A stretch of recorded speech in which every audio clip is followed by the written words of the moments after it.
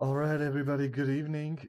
We are here with Rocket League with Ligaraketa, and we're gonna watch the first match for today. It's Lupus versus Puncture, or Lupus 3 as the original name is. On their side, it's gonna be Brum, Arminio, and Sleeps, their standard roster, and we're waiting for Puncture to join the match, so we'll see who's the enemy for them today. And with me in the caster seat, it's a random chicken, a new caster for us. He's Yeah, well, it's a pleasure to be here, Nanji. Like you said, first cast for me on this series, and also one of the first casts for me in the Eastern European scene. So I'm pretty excited to have a look at the players here and see how they play. Maybe they do a bit different, and they are very eager to play because they're already joining in the lobby while we're still doing uh, the intro. So yeah, I think we're gonna get to hop into the game. And yeah, like you said, it's a 4 game series, right? And we can even get a draw here, so that's very interesting. yeah, it's something Liga Raketa is unique for. We have this 4 match series system where, as you said, you can get a draw, you can get a win, and of course you can get a loss. Yeah, that's true, and no one wants to get a loss here, so both teams want to get swinging out the gate here, want to get that first early pressure in, want to show how good they are, want to show the opposition that they are here, ready to play, and get this win. And we have a good shot here from Alaktak here, getting saved, but his team keeps going, and Anthony gets a shot into the goal, and yeah, gets the lead for Puncture here. Puncture coming through with their attack now, and it's not unexpected. Both teams are kind of close when it comes to skill level. Puncture a little bit higher on the standings, but both are on the lower side of the table. So, of course, all players want to win today, and let's see if Lupus or Puncture will come through as the winner here, or if we're just gonna look at a equal match. And just as I'm saying it, Exile scores the second goal for Puncture. Yeah, like you said, both teams being a bit down in the scoring, want to get strong, want to get the win on their direct oppositions here. And yeah, Puncture starting really good here after only 50 seconds already being 2-0 up in the first match. And Lupus 3 really needs to reset their minds and get into these games themselves to maybe even get an equalizer. But as I'm saying that, Anthony takes his third goal here for Puncture, and yeah, it's starting to look very worrying for Lupus here, and there's still a long way to go, but yeah, they need to regroup and get into the game. I agree, they definitely need to work harder now because Puncture has shown so much already in these 2 minutes, while Lupus hasn't been looking very good. As we can Lupus, see, Exile mostly being the offensive leader here for Puncture.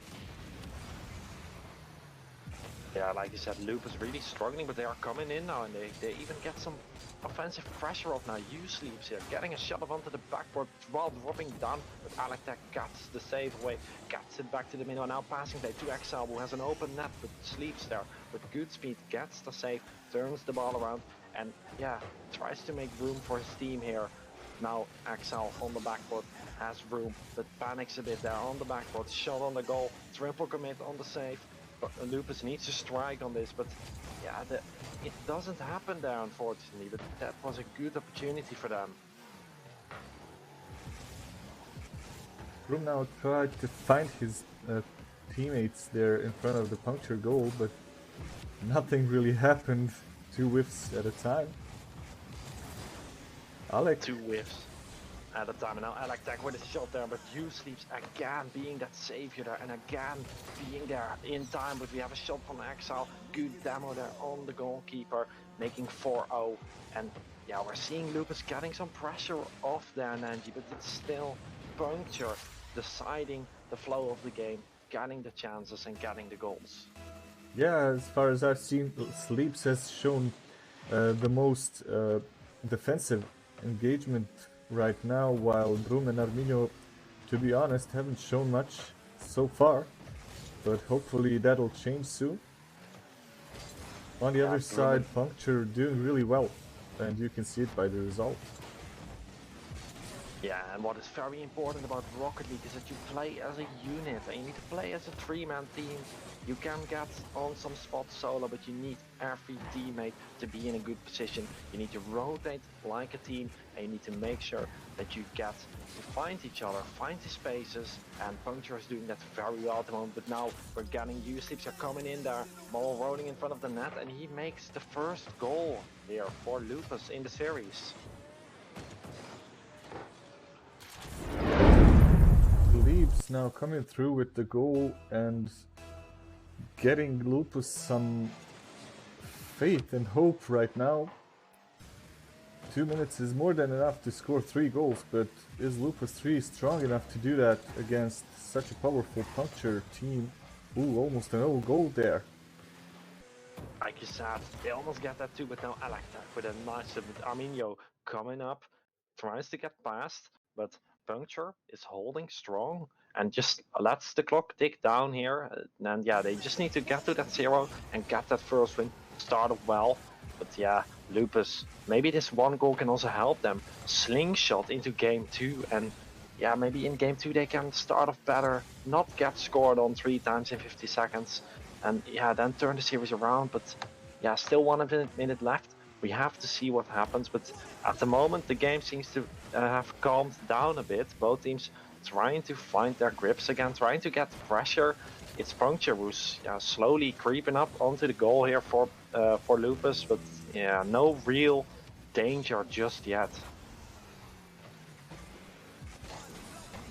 Now U-Sleeps there with a good save. And Exile putting it middle again with Alex. X cannot get that final touch there, and Arminio and Brum can get safe away now. 40 seconds left in this game. U-Sleeps with a nice shot there, and it falls in. And yeah, Nanji, I think we're seeing Lupus getting stronger here. Although they are under pressure, they are getting the counters and they are making their shots count and score 2 goals and yeah, make the 2-goal game. I agree with you. Lupus kind of waking up. Maybe this served as some type of warm-up for them. Fortunately for them, this is not the only match they're playing. It's 1 out of 4. And just as I'm saying it, they got scored on again. But it's just match number 1, so they have 3 more chances to show what they can do. On the other side, Puncture already showing really more than enough. Yeah, that's true. Puncture's really swinging out of the gate, and they just look very solid so far. And now Brum there tries to reach a teammate, puts it into the open space here, but U-Sleeps is a bit slow to respond, making that the opposition can't get into position. And now Exile there gets a 50 with Brum in the air. Brum wins it, gets the ball to Arminio, who needs to get control, but he cannot, and giving Anthony an opportunity to shoot, but he misses the opportunity. And now time ticking down, only 2 seconds left here in this game. Brum putting it away, and I think we will end here with 2-5 in favor of Puncture, who takes game 1 here. Puncture really pushing through and winning this one. They did everything right. That's all I can say. Sleeps there with 5 saves and Brum with 2 weren't enough for them to score magnificent 5 goals. And we're going into game number 2 soon. So, yeah, we're going to game 2, like you said. Both teams really want that game 2. Lupus wants it to get equalized, but Puncture also wants it, because if Puncture wins the game, if I recall correctly, they at least get 1 point into the standings out of this. And yeah, that's good to start out with, if you ask me. 1 point is better than no points, but at the same time, I think being on the lower side of the league standings, it's never really a good thing to lose points, so they're gonna fight really hard for those 3 points. Just click ready, please, when you get the chance. Alright, so yeah, as I said, they need to work hard, Lupus. On the other side, Puncture need to keep it more or less the same. So we're back in match 2. like you said, Puncture need to just keep going. They need to make sure that they just keep the momentum going, keep their morale up here.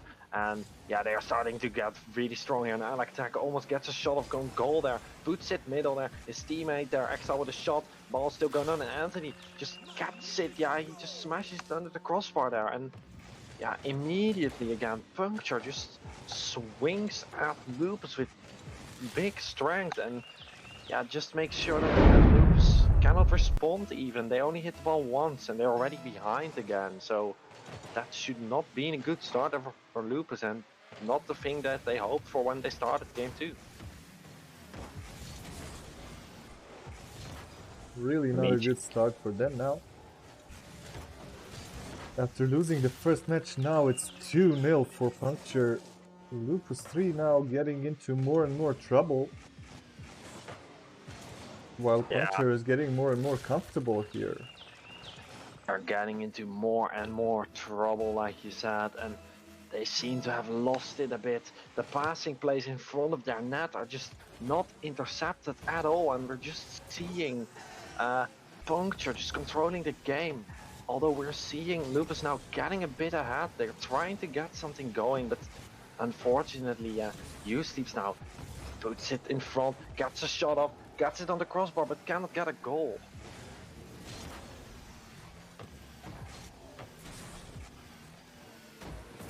Sleeps goes up again, gets another shot off there with Anthony with a beautiful save and nice aerial control there on his car. And now ligaraketa gets a chance to strike, but the ball is safe and still 2-0. But Puncture looking strong and Puncture getting forward now, starting to grow into this offensive movement here. They need to get another goal, but on the other hand, Lupus just needs to keep defending. Lupus needs to get out of this mess here. They need to get out of this pressure that's being applied here by the Puncture side. Now they have some room. Can they get a flick? Anthony bangs it away, but Sleeps again. He's a good defender this game. He is just, yeah, he's ready. He gets a lot of saves off, but yeah, no goals. Being behind is not the way you want it to go there if you're called Lupus 3. They definitely need to work on their team play. Puncture much better in that segment. Right now taking over the field much easier and making those transitions from goal to goal very easily, while Lupus still seems to struggle with that. Yeah, Lupus seems to still be a bit struggling, like you said. They are not really into this game, and yeah, it's an important game for both sides. Like you said, they are a bit behind in the standings. You want to win this. It's your direct opposition. And yeah, Puncture just taking full advantage of the room they are getting. Now Exile gets their aerial controller. Brum puts it away, but ligaraketa is just waiting in the shadows, getting the shot off. Good power, puts it into the top corner.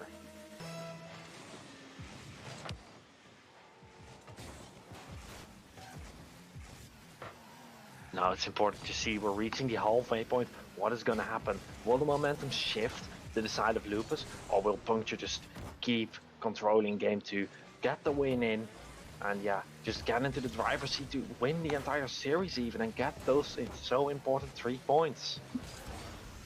Well, as things look right now, they're gonna need to work really hard just to get that 1 point. Because so far they haven't shown much. Sleeps may be the only individual in Lupus 3 who actually did something useful, mostly in the defense. And to be honest, in attack too, in the first match he scored those 2 goals. Surprisingly, Arminio and Broom not very visible, so to say, in this match. And here's ligaraketa with the 4th goal for Puncture. Lupus 3 now looking really bad. Like you said, they are really looking to have an off day at the moment. They are not into this game. Only Sleeps having the 3 shots. Brum and Arminio still struggling to get grips, struggling to get into the game. We're seeing a lot of double commits also from Lupus. That is giving Puncture a lot of room to work with. Now Exile has the ball in the back, tries to reach a teammate in the mid, but no one really responds to that ball. And yeah, we're having now Exile tries to put it mid, but Sleeps gets the clear away. Now Alexek is the last man back, but he is well up there. Gets control, nice second touch there, denying forward momentum there for Lupus. And yeah, Lupus still struggling to even get a shot off now in game 2, and it's starting to look very worrying for them, and they really need to use the break after this game to reset, to get their minds into the game, and yeah, to basically to try and get that 1 point out of it, because the 3 points is off the line if you ask me, because with 1 minute left, Nanji, I don't think they are gonna be able to score 4 goals against this Puncture. Well, right now, I really don't think they can score 1 goal in this match, the way they're playing. We haven't seen any fancy moves or something very stylish, but Puncture has done more than enough of a job to secure the win here. So, and here comes the 5th goal, just as I'm saying this. Lupus 3 are really in big trouble for now. We can just hope that the 3rd and 4th match won't be so one-sided and that they'll come back for at least that 1 point.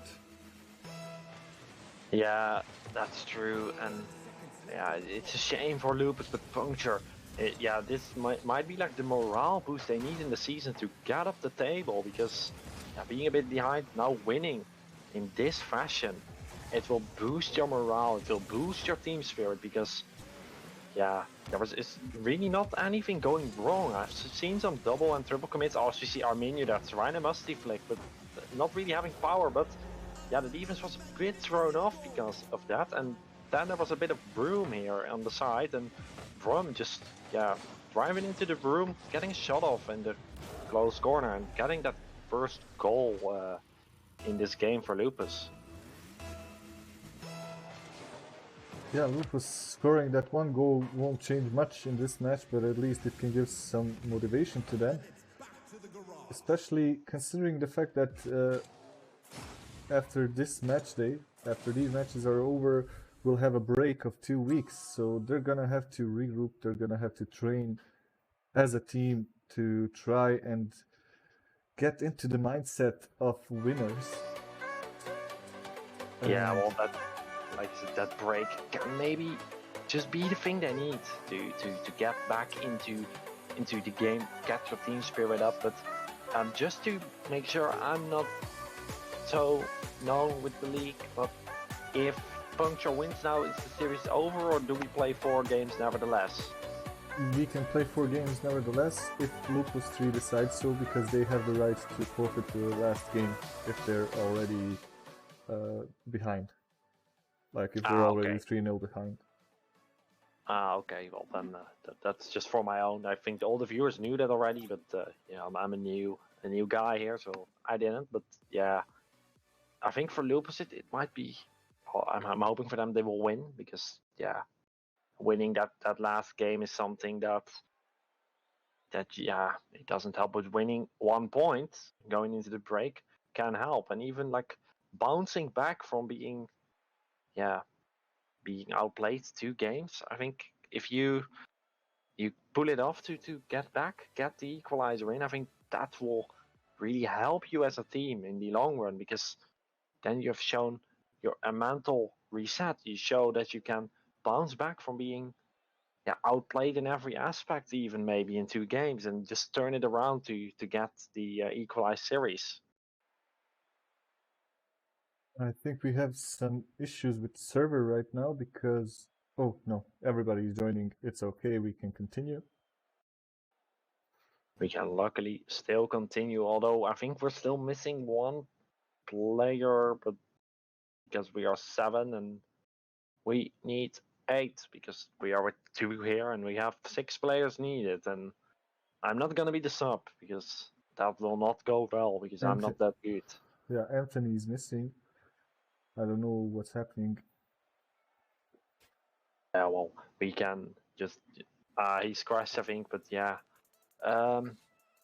Anthony being crashed, but yeah, this little break, Nanji, it can mean a lot, because this might be the thing that Lupus needs to just get some room, get some, maybe even like go out with your head, get some fresh air, a reset, get back. But yeah, we have to see what this break does to the teams, because the momentum is broken now for a while, and the flow of the game, because yeah, a break of like 2 minutes, 2-3 minutes, it can mean a lot if you ask me. Agreed. The momentum is totally gone now for both teams. And while we're waiting for Anthony, who had a computer restart, as far as I got the info. So, what's this gonna mean for Puncture and what's it gonna mean for Lupus 3? We're gonna see now, because, as you said, the momentum is gone. Lupus 3 maybe have the chance to regroup, maybe get their minds straight and cool their heads, start this from the beginning. And on the other side, Puncture basically losing what they already built so far. So That's we're true. just, yeah. Yeah, what you said, it's true. It's like it's all about the momentum, and maybe even it's more worried for Puncture, because Puncture has everything to lose at the moment, because they are 2-0 up. They just need to have one more game to get the 3 points. And for Lupus, it's like all or nothing, because if they lose one game, they lose the entirety of the series. But yeah, they can just go all out on Puncture. They can just try to pressure them. They can also try some new stuff out. Even they can just do everything. And I think it's maybe even scarier to be on Puncture now with this break.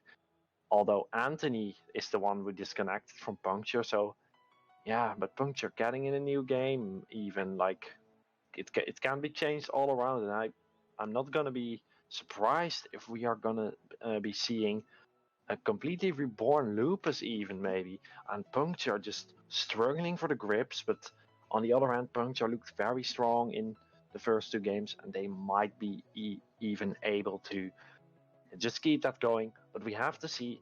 Anthony is still trying to reconnect, I guess, or restart his computer, because we haven't seen him on the field just yet. But yeah, uh, like Nanji, what is your prediction? What do you think is gonna happen? Well, for now, my prediction is that we're gonna wait for Anthony, because the info I have is that his Rocket League just froze. It didn't even crash, it just froze and he can't enter. So I guess we're gonna wait for him to restart the computer. And while we're at it, I'm gonna use the chance to let everybody know that, as I said before, after this match day is over, that's today's games and the one match that we have on Sunday, we're gonna take a break of 2 weeks. So teams are during that break, teams are allowed to do transfers. That means all transfers are allowed. Like, all players can switch teams, or you can bring new players to your team if you have free slots and all that. There's gonna be an article on our website about it soon. And I think this is gonna make a lot of players happy, because some teams have struggled to show up lately, because one or two players always have other obligations or just don't feel like it. So it just happens that the captain is left alone there to forfeit a complete series because of that. And Yeah, that's actually not something we want to hear or see, because we have lots of good teams in this season. So I think the transfer break will give them a great opportunity to fix that, to find players who are willing to commit and to show up every time. yeah, that's important. Like, to start out, as you ask me, you need to have a unit, like I said, on the field, because you need to work as a team, but also off the field, you need to have that unit. You need to play as a team, work as a team, and yeah, support each other. And that also means just being there on time, getting training in, and just working on your team spirit. Because what we are seeing in the higher levels of Rocket League is not like individuals that are really well, but we're just seeing completely good teams that are just playing so well together, and that makes them strong. Like, for example, yesterday I was watching the Spring Series qualifiers for Europe, and you saw bubble scene players competing against LCS players. And yeah, the bubble scene players just really, yeah, they surprised me in a way, because they just brought strength to the match. They just went at it, and they even got some good wins against the RLCS teams. And yeah, I'm like the spring series is this week, and I'm really wondering who's gonna win even, because the bubble scene teams and the RLCS teams, there isn't really a big gap anymore between them, and that just shows that like team play is like so important next to the individual play. That's maybe even a bit more important on the bit lower levels what we are watching now, but going on from that, individual plays is a bit less more important, and it's really about playing as a team. So yeah, having teams that show that off on this level as well will really help a lot. I agree with you. It's more the better you are, the more important it is to have a good team, because individual skills, in my opinion, are really good for 1v1 matches and 2v2 matches where you can beat one or two players to score, but it's really not simple to pass by three players or a complete team and score. It's even difficult to pass. So when you have a good team, then you know everybody's positions and you know what you can play with. You know if you make a mistake, somebody's got your back, and you know what I mean. So definitely agree with you there. Having someone that has your back, it's so important, because everyone can make a mistake, everyone can whiff sometimes, but the importance of your rotations is that there is someone that is always able to reach a ball when one of the team makes a little mistake. And yeah, it's about making sure each other's mistakes don't make it bad. And what we just saw also in the games before, Nanji, is that Lupus had some really panicky defense even, and they just triple committed a couple of times, double committed.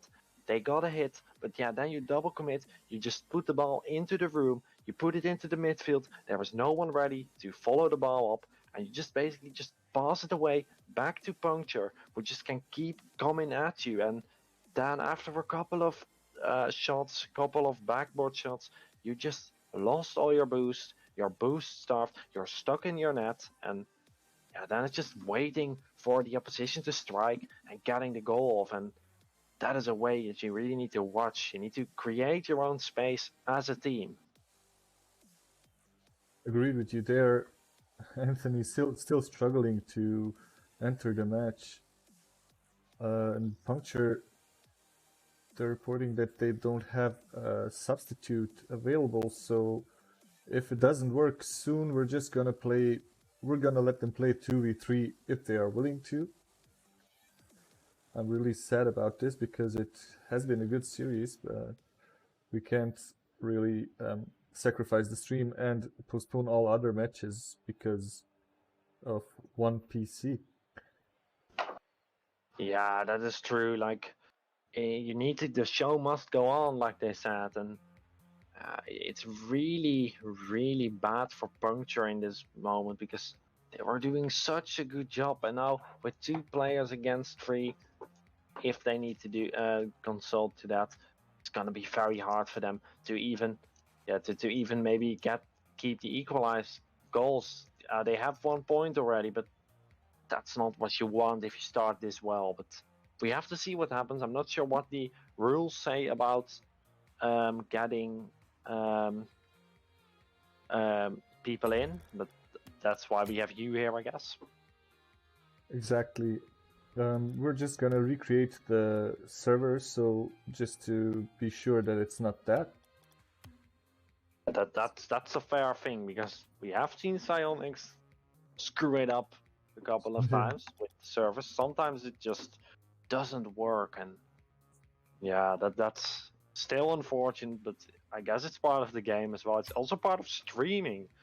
Just talking about stuff while the technical difficulties, just make sure there's no Rocket League on the screen for the viewers, and Yeah. they still have something to listen to, and they still have something to enjoy, I guess. But yeah, let's hope that we can show you some Rocket League soon and people get ready. And yeah, still a thing. I agree with you. unfortunately, Rocket League is very prone to bugs and server issues. So these things just happen. It's something that we can't really influence. But if it works now, it'll be great. But if it doesn't, I guess we're gonna have to watch a 2v3 match, because this is why all teams have substitutes, and they should have worked on it to have one player available if he knew that his computer is faulty. Or if it's just not working out with the Rocket League at the moment. Yeah, I think we're gonna have to be into this 2v3. Arminio is asking what is happening, but it's gonna be a 2v3, and Lupus having a good shot at getting that 1 point, because they have one more person, and we need to make sure that they work that person, that they just play around 2 players. But even if you have 2 players, you can still rotate on a way that you can at least get a goal off and get into that 2-player thing, because we're seeing already Puncture not being back, having a bit of a struggle to keep the ball there, but they came forward and they showed Lupus we might be 2, but we're still here. We're still gonna make it a hard time for you. Now Exile needs to go back because it was behind him there, but he has room. Gets it past 1, but Grom is on the back wall, getting the ball away. But yeah, so far, we're not really seeing Puncture struggling that much, and they get a shot on the post there, and that was almost the lead. But now Arminio has a lot of room and is probably gonna get this easy tap in here, and that's unfortunate for Puncture here, if you ask me. Agree with you, Puncture. I think they're still strong enough to at least keep Lupus 3 busy, and they're probably hoping for Anthony to come back in match number 3. Let's hope he will be able to fix his issues by then. I'm really sorry that this happened, but it just happens. It happens. It even happens on higher levels of Rocket League and for people with much more expensive computers, so it's just something that life brings you, right? Yeah, that's true, and it's also a couple of times it's just a server. Like a couple of weeks ago I was casting some, I'm not sure what it was again, but I think it was IEL, and I just couldn't join again, so they needed to play without casters. Or without me as a caster. My co-caster was still there, but we're seeing Brum getting the 2-0 in here, and yeah, it's showing that Puncture is lacking a player. Lupus making sure that they use the opportunities they get, and they are ahead, and they are on their way to get 1 point. Yeah, Lupus is gonna be really happy about this right now.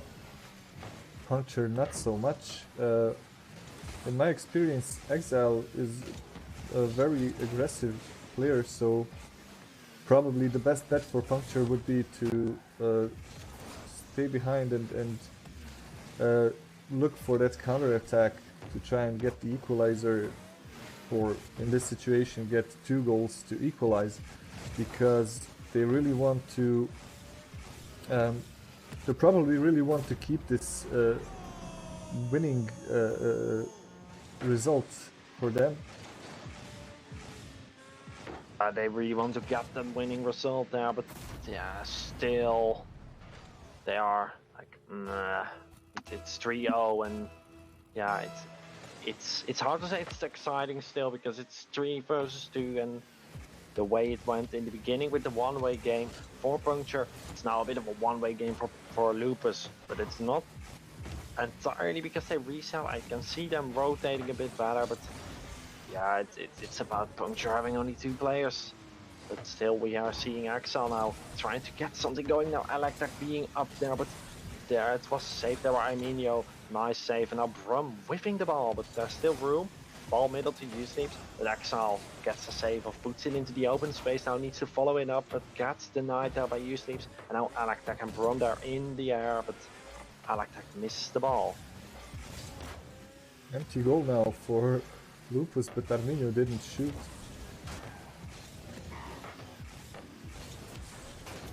Exile there, putting it high, but yeah, they are lacking that third person yet again because Alactech wasn't in a position to hit that. Exile put it up, but yeah, it's unfortunate. But yeah, there's still a lot more to fight for, even after the break as well, because yeah, I'm guessing the break is halfway. Yeah, the break was at the halfway through the matches, so not only did it kill Puncture's momentum, it also killed one of their players out. So I'm really hoping Anthony can come back in the last match. I think it's only gonna be fair that way, because at this point Puncture is basically struggling, and you can really see the hole that a missing player makes for a team. Yeah, that's true. You're really seeing the rotations, and now we have 4-0 U-Sleeps there tapping it in. But like you said, Anthony coming back would be really interesting at the moment, because yeah, then you have like Lupus maybe being like happy they got a win, and then it's everything to fight for again. But yeah, I'm unsure if it will happen, and if it happens, like we got, yeah, then we got an even game. But if it doesn't happen, I think we're gonna get this draw here even, and I think no one would have expected that after those first 2 games there for Puncture. Lupus 3 now showing what they were missing in the first matches, and it's the advantage of one player more than the opponent. They're just upping their stats, scoring as many goals as possible. Arminio sleeps now, double committing. Might even start to be a battle between the Lupus players who gets the most goals. We're seeing Anthony joining back into the match. So this is gonna be interesting. Daxel scores. He's back in. And he should join the match so because he is in the spectating room now, but yeah, Lupus and Puncture going to game 4, and everything is still on the line in that game 4. Alright, 30 seconds left till the end. Anthony probably not gonna join at all, because according to the rules, I don't think he can. Anyway, it's only 20 seconds left, so he's probably gonna prepare for the next match to try and make or reverse what's happened here. Yeah, well, they still have everything to win in that last game. And Lupus having a good shot at like also undoing what happened in the first couple of games and getting the point. So yeah, interesting game 4 coming up if you ask me. Anthony wants them in, so we're gonna grant him that, I guess. But yeah, this is an important thing. But yeah, maybe Lupus even having the strength now to pull this off and getting that point. Or you're just gonna see Puncture yet again being very strong, very good, getting those dominating moments that they had in game 1 and 2, and or we're just gonna see a very even game. And to be honest, I'm hoping for that last thing, because I really want to see how those teams pair against each other on an even playing field, because I'm certain that Lupus is a bit off, because they should be able to do better, or Puncture just having a very good day.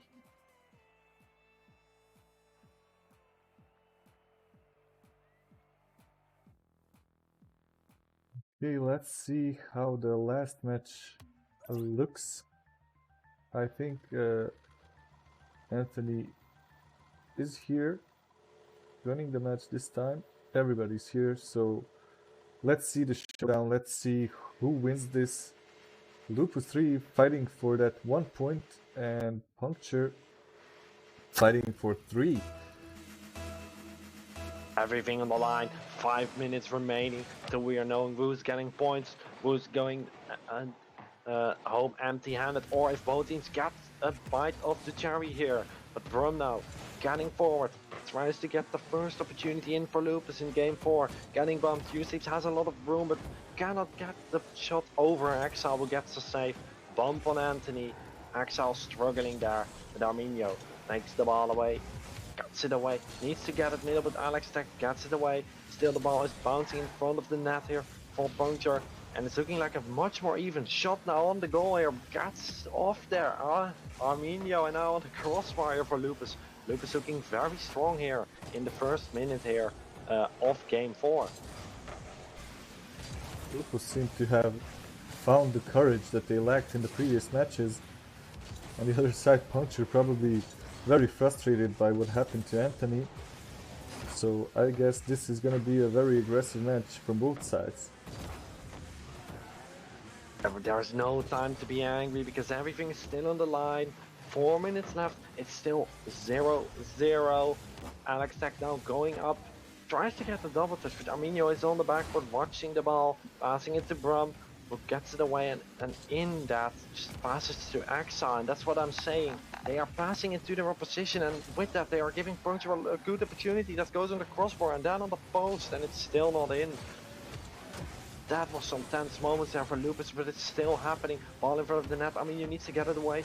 Tries to get it away there, and he succeeds. Anthony now needs to run back there, and now a lot of room here for the counter. Lupus needs to strike now, but yeah, it's a bit slow again. Ball is in front of the net. Sleeps is going in. Double commit there on offense for Lupus, and yeah, with that double commit there is no one to shoot, and that was what I'm talking about earlier. You need to play as a team and don't double commit. Also, don't double commit on your offense because then there's no one to shoot. Yeah, I agree with you. We've seen a couple of overcommits in all these matches by both teams, but I think Lupus definitely made more of those mistakes. Puncture trying to put some pressure on Lupus, but Lupus 3 in this match actually being very offensive and putting much pressure on the opponent's side. Yeah, putting pressure on the opponent's side, it's very important because yeah, you need to get them out of their momentum, and that's one way to do that is pressure. But now Puncture comes forward, wants to get their offensive moment in now. Ball puts away, but Arminio is quick to respond there. Uslips now goes up, but Axel gets a good 50 off. Shot on the goal by Alex Tech, but it's way off there. Now Arminio trying to push through, whiffs the ball, leaves his teammates there near the midfield. Brum now with a nice clear. Much more dynamic match than the previous 3 matches, much more attacking plays by both teams happening right now. Lupus seems to finally have awoken in this series because now they are getting some offensive pressure off. They are not really making that major of mistakes in the back. It's still 0-0 and it's only 1 minute left there, and we might even look at an overtime here. But still, there's a lot to happen. Now, struggles for Puncture in front of the net, but Brum puts it away. Sleeps now in the corner, has a lot of room, needs to react, gets to a teammate there, but gets blocked. And now Axel and Anthony gets a 1-2 off, shot there from Axel, but it goes over the ground. Brum gets a good save off now. Nice boomer by Sleeps. Maybe even leaving Arminio with a chance, but he couldn't control the ball there. So Axel takes the possession. Ooh, whips the ball.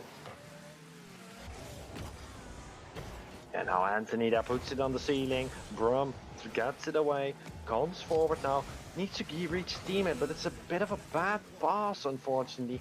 Giving the ball back to Puncture. Ball goes over Sleeps, but Brum, the savior of the team at the moment, gets it away with only 20 seconds left here to play. And yeah, Arminio now gets room, he needs to get away, but both teams are playing good, but we haven't really seen a major chance still. But now Puncture tries to get around, cannot really get around, and I think we're gonna see an overtime. You know what they say about overtimes, Danji? Either they last like 10 seconds or they last like 5 minutes, so we're gonna have to see what this is gonna bring to us. Yeah, in one of the last matches we had 5-minute overtime. It basically took another match for them to settle the score. Yeah, and then it's really being like an endurance race even, and then it's more about who makes the first mistakes, who gets is losing his momentum and who's losing like his focus on the play. If you have a long overtime, we're 30 seconds in, ball still bouncing around a bit. Puncture looks to have a bit more pressure still, but yeah, now counter opportunity. I mean, you're going up, needs to get it mid, tries to reach Brum, but Axel pushes it over and it almost goes in, but you sleeps there with a dangerous save in front of the net, but no one off Puncture there to get it in.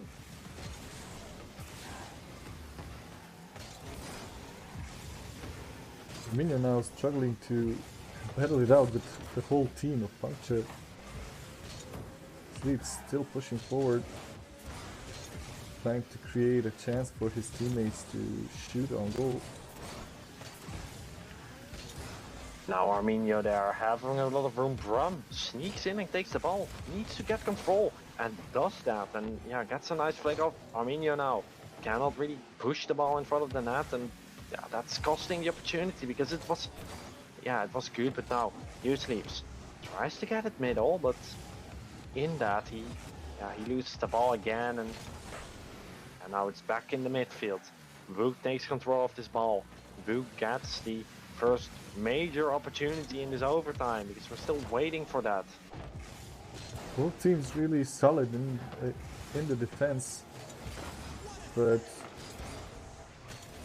the attacking side isn't really strong right now. They can't seem to go away from the corner passes. They don't do infield passes. They just push to the corners, and that obviously doesn't work right now.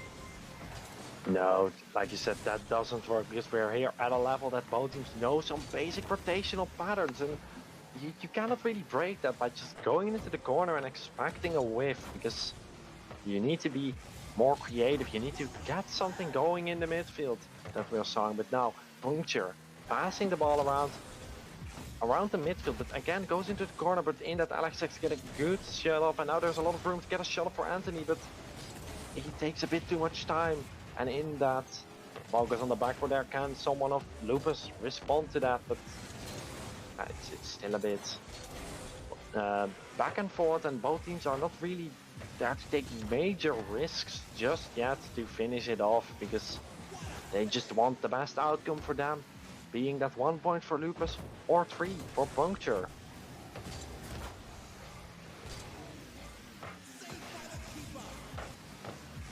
So got it in front of the goal, but Brum responds there, gets it away, denies the opportunity, and starts a counter there for Lupus. Ball's in front of the net, Sleeps goes up there, puts it onto the ceiling, and Anthony gets the clear, but the ball is being shot, but Axel pre-jumped that. Very nicely done there from him. Ball is there for Lupus. Lupus looking very strong, but cannot really get the goal. Got a good opportunity there, Nenji, but they couldn't get that final shot in. That was a beautiful opportunity, and Bloom now trying with the flip reset, but didn't really go as planned. Now Alec with a ceiling shot, and again, both teams doing a really good job in defense. That's why we have a 5-minute overtime already. So let's hope it won't turn into a 10-minute overtime, because other teams need to play soon too. Of course, yeah, and also I'm a little bit on the Lupus side because that's my team. Oh, it's your team as well. Why didn't you say that before? Because yeah, you might need to give them some helpful cheers before they started, and maybe that was the reason that they didn't really perform. But no, man, cheers are for winners. You're only cheering for your team for winners, and you almost could cheer there because Brum got a shot off, but Alec is very good in defense, and almost a pop there even. But yeah, the 5-minute mark coming in, almost that extra game, except a shot from Anthony falling into the net there. Beautifully done for Puncture there. Quick to respond. Axel gets a beautiful pass of an Anthony, puts it away. Brum is late, no defender in the net, and yeah, Puncture wins the series after maybe even a collapse there in game 3 with Anthony not able to connect. But they got the win in the end. They get the 3 points, and yeah, they get some positions on the ranking even maybe. But I think that's something that you can tell us. Well, both teams definitely did good. Lupus 3 had many more mistakes than they should have let themselves make. So I think that's the main problem they had. On the other side, Puncture really did what they had to do, and they won. And to be honest, even though Lupus 3 is my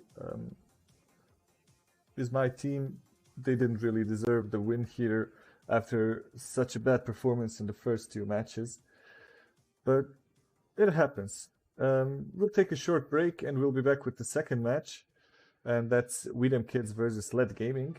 So thank you for casting this one, and Ryder is gonna join us in the next matches. So until then, I'm gonna play some music for the viewers and we can take a break.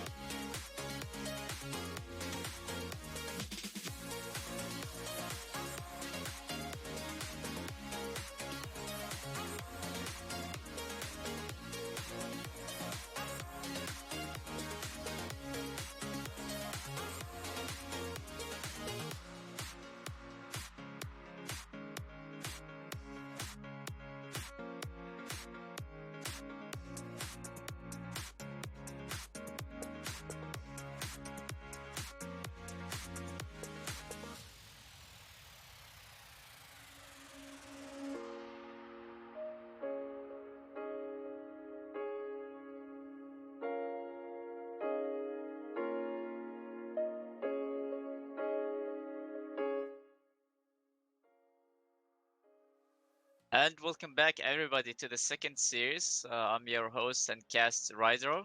We're gonna have in the second series Dem Kidz versus LED Gaming. And for those, maybe like just give you a quick heads up about both of the teams. Dem Kidz is definitely one of the greatest teams. They are on the 5th place. I'm not sure if you're gonna be calling that a really good place, but if you're gonna be comparing it to the teams who are like at the top, like Egomaniacs, Team Black Diamonds, and Risky Business, for example, this is definitely a really good placement to have. But for LED Gaming, sadly, they're just all the way in the bottom, and also their goals differential, which means like the goals they conceded, it's a lot, and I don't think that's going to be helping them, like to something like to have in these standings, and it's going to be like a lot of effort need to be put in order to survive. But we're gonna have Peel getting the first goal for Dem Kidz as I was speaking. But yeah, this is like when you think of so many goals conceded, you would definitely want to think like what's going on in the defense. Like, was it the double commits? Was it like everybody committed the offense and it's all was like maybe just open nets? But hopefully for LED Gaming in this series, it's gonna be where they will be just getting something out of the series, and hopefully they're gonna be getting themselves out from all the way in the bottom. Here we go, just another shot from Peel, but this one's gonna be off target though. Still having that early lead in just 30 seconds in. It's gonna be a slow play coming from LED Gaming right there. It's immediately denied. Oh, okay. It's gonna be Pearl from the corner. Another center ball, and now it's gonna be Pearl with the counter. Trying to use the wall to pass it back for his teammate, but none of them was even ready for the pass. Really good defense also coming from Dem Kidz. Just every time the ball goes in the blue side, they just take it out so quickly. This is gonna be denying a lot of opportunities for LED Gaming, and just every time they're just gonna be having the ball in the offense. They really need to be working more on it, and now Pearl with another one. That's gonna be a really good pass. Just the way he received it, that couldn't be any more clean than this. NSX was there to defend, yet he was just a bit too late, maybe with his jump. That's gonna be 2-0 on the board for Dem Kidz. Solid kickoff for Dem Kidz once again. It's gonna be Old Man already up for the shot, but this one's gonna be off the backboard, and it's gonna be another follow, but still nothing really could get on target yet. That's gonna be Terrarium being really aggressive in the defense. On his way out, is just getting demos, even though he's not going for the ball. At least he's just getting something done on his way with his rotation. Another 50 in the corner.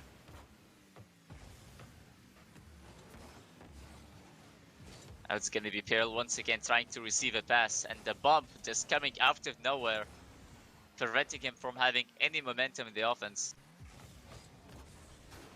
And once again, Terrarium just booming the ball all the way high, and Pearl just almost found the second touch up in the air, but Allman is there for the transition. Another touch from NSX, but this one's gonna be dropping down way too low. Still gonna be easily handled. So far, we haven't seen any threatening moments from LED Gaming in the offense, just because of how really good the defense is in the blue side right now. It's just every time the ball goes there, it's just gonna be boomed all the way out, and they're having their transitions as well. It's just gonna make them a really frustrating team to be playing against. Terrarium just forced it to buy some time for his teammate as well. It wasn't really in the best position, but still, they managed to get away with that. Now it's gonna be Pearl in 2v1 situation. It's gonna be Mihao just trying to delay his shot, maybe just trying to rely on his teammate, maybe to take down the defender from a bump or a demo. Couldn't really get any of that, and the shot was immediately blocked, and That could have been the first goal for Led Gaming. Now as we just go to the last minute of game 1 in the series. Still seems like domination coming from Dem Kidz from the start. They're having fair chances and they're getting their transitions every time as well. Instead of just like maybe just booming the ball and the opposing team will be just sending it back like it's volleyball or something. So we're not seeing any of that, but instead we're seeing really good ball control so far. And who knows, maybe if that's going to be staying like that in the entire series. And another passing play coming from Dem Kidz and Terrarium. This time he's going to be the one finishing this one off. And once again, just NSX getting caught off guard in the defense. So close, yet so helpless. Wasn't able to block the ball or even just force a 50. And Michał dropping the ball down. But still nothing really threatening so far. As Dem Kidz seems to be controlling the pace the entire time and just beginning the final countdown of the first game.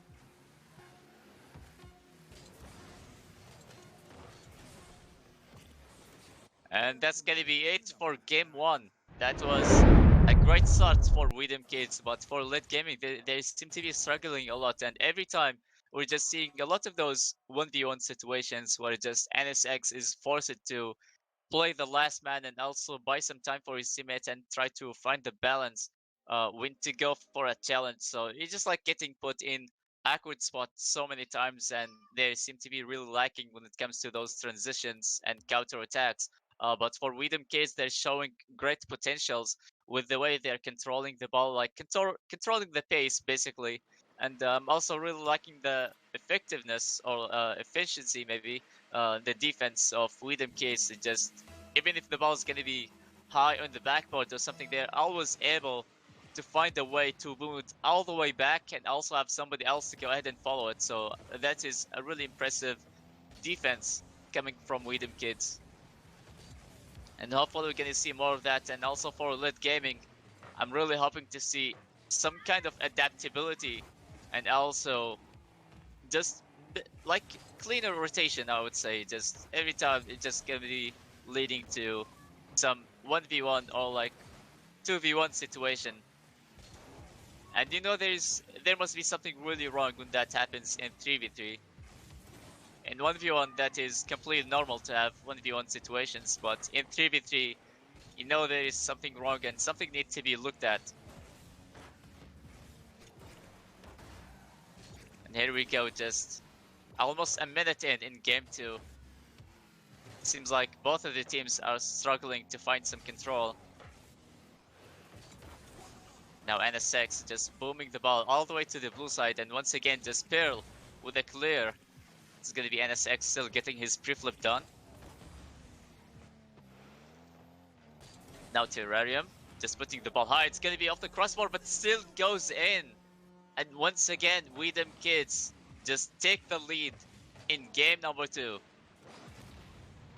I wasn't really expecting this to go, and I thought it was maybe gonna be off the backboard or a crossbar, and it just really gonna be requiring a teammate to go ahead and follow it up, but it just went in without in need of a second touch or anything. So for Dem Kidz, this is definitely another good start for them.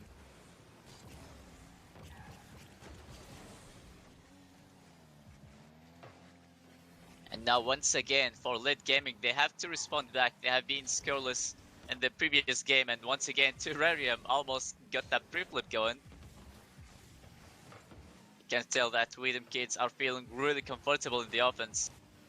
They seem to be knowing the weakness, and Michał just again a defender getting caught off guard. That's going to be resulting in another goal, and that's going to be 2-0 for Dem Kidz. You just really hate those moments. Every time you just try to rotate back and you just get to hit this ramp, and it really messes you up and just putting you in a really terrible spot, and it just happened not in the best timing as well. So you really got to feel bad for Led Gaming right now, as it seemed like it's the second game where things might be getting better, but yet again we're seeing the same mistakes in game 1.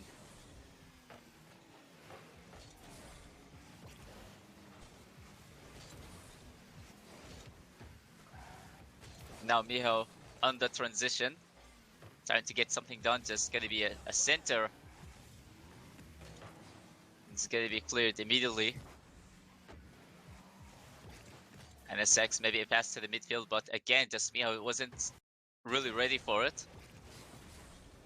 And another shot from Peel, and oh, maybe just an accidental save, or just maybe trying to look for another redirect. And now Terrarium, just looking really calm in the offense, already faked one and just almost get passed by the entire defense of Late Gaming.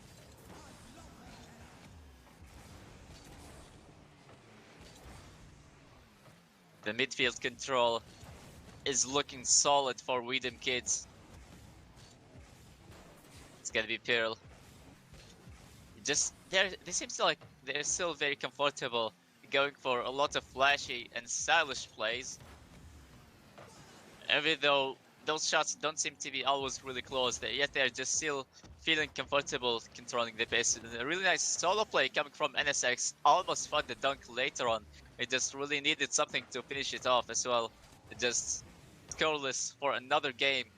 This is definitely not a good look, and Oilman just coming out of nowhere to prevent the third goal from going in. Just maybe the defense slowly getting better, and we really gonna be hoping to see better rotation and defense for Late Gaming. It's getting really muddy and chaotic, so hopefully gonna see better results as we move on in this next series. And it's gonna be NSX just maybe getting bumped all the way out. Still nothing on target though. It's gonna be Terrarium there for the shot, and that's it. It's gonna be 3 once again. 3-0, 1 minute left, and Late Gaming, they still need to find a way to respond back at Dem Kidz. They seem to be dominating the pace all the time, basically. So this could be a really hard time for Late Gaming to finish the series over with. And now it seems like their only hope is to get a draw at the end of the series, and that's gonna be, they're gonna go through a lot of difficulties because we're not seeing any kind of adaptabilities yet. But who knows what's gonna be happening next? Because Rocket League is a very unpredictable game, so anything could happen at any time. Really liking the pressure as well. Just from Dem Kidz, they're not letting go of the ball, even though they are winning, yet they're still looking for more chances. And another one coming from Dem Kidz. Like I say, they're just not done with the ball yet. They're just always looking for more goals. The team is just looking really hungry when it comes to that goals differential.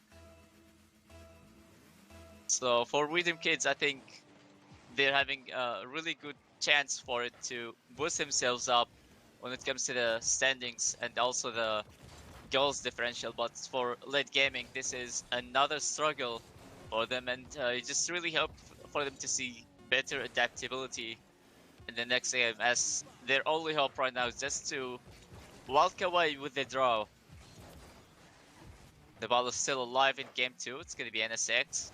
Maybe they're just trying to at least have one goal in game number 2, but right now it's just almost a 0-second goal. But for Dem Kidz, they just take another win, and that's going to be 2-0 on the series. And hopefully we're going to see better rotation and adaptability for Late Gaming, as they seem to like they're struggling a lot. If you just look at the shot difference between both of the teams, it really shows how good Dem Kidz and the defense are. Every time, like I said, they just boom the ball, have somebody else to go ahead and follow it up. So this is going to be creating a lot of chances for Dem Kidz, even though they might not be pushing that hard in the offense. As long as they're going to be doing well in the defense, they're going to be having their chances eventually. But right now it seems like there is a server maintenance. It's hitting me with that error. Not sure if I'm able to join the game.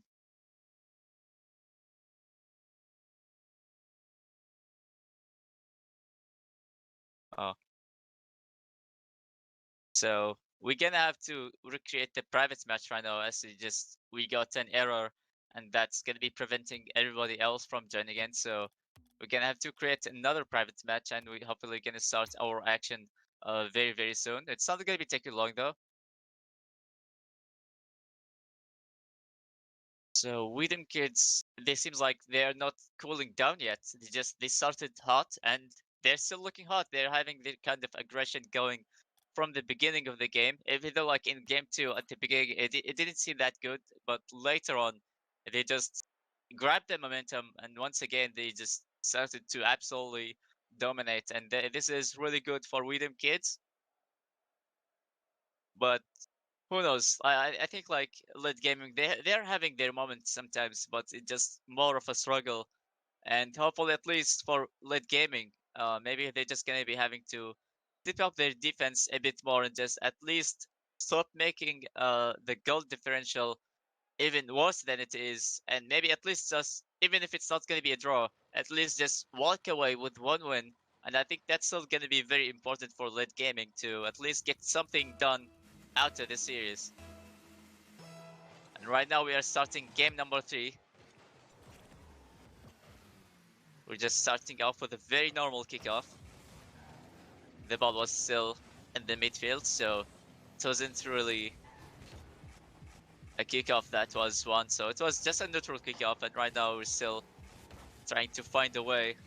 It's gonna be Terrarium off the wall, just trying to get those flashy angles, but couldn't really get anything done. And now, just another chance for Dem Kidz to just almost found the angles, and also they're having their spaces right now. Now Terrarium just looking for the second touch, and now just it's gonna be a finish from Matruda. They're having their offensive plays like so early, even though Terrarium didn't really get that double tap, but his teammate was there to finish it off. And once again, it's just another game for Dem Kidz to take the lead so early. Really good demo from Oilman. And Miho with a center ball. Now Pearl. Maybe trying to get his flip reset. It's gonna be a shot from Terrarium just coming out of nowhere to help his teammate to have this kind of pressure to keep going from like an early start for Dem Kidz. The team isn't stopping down anytime soon.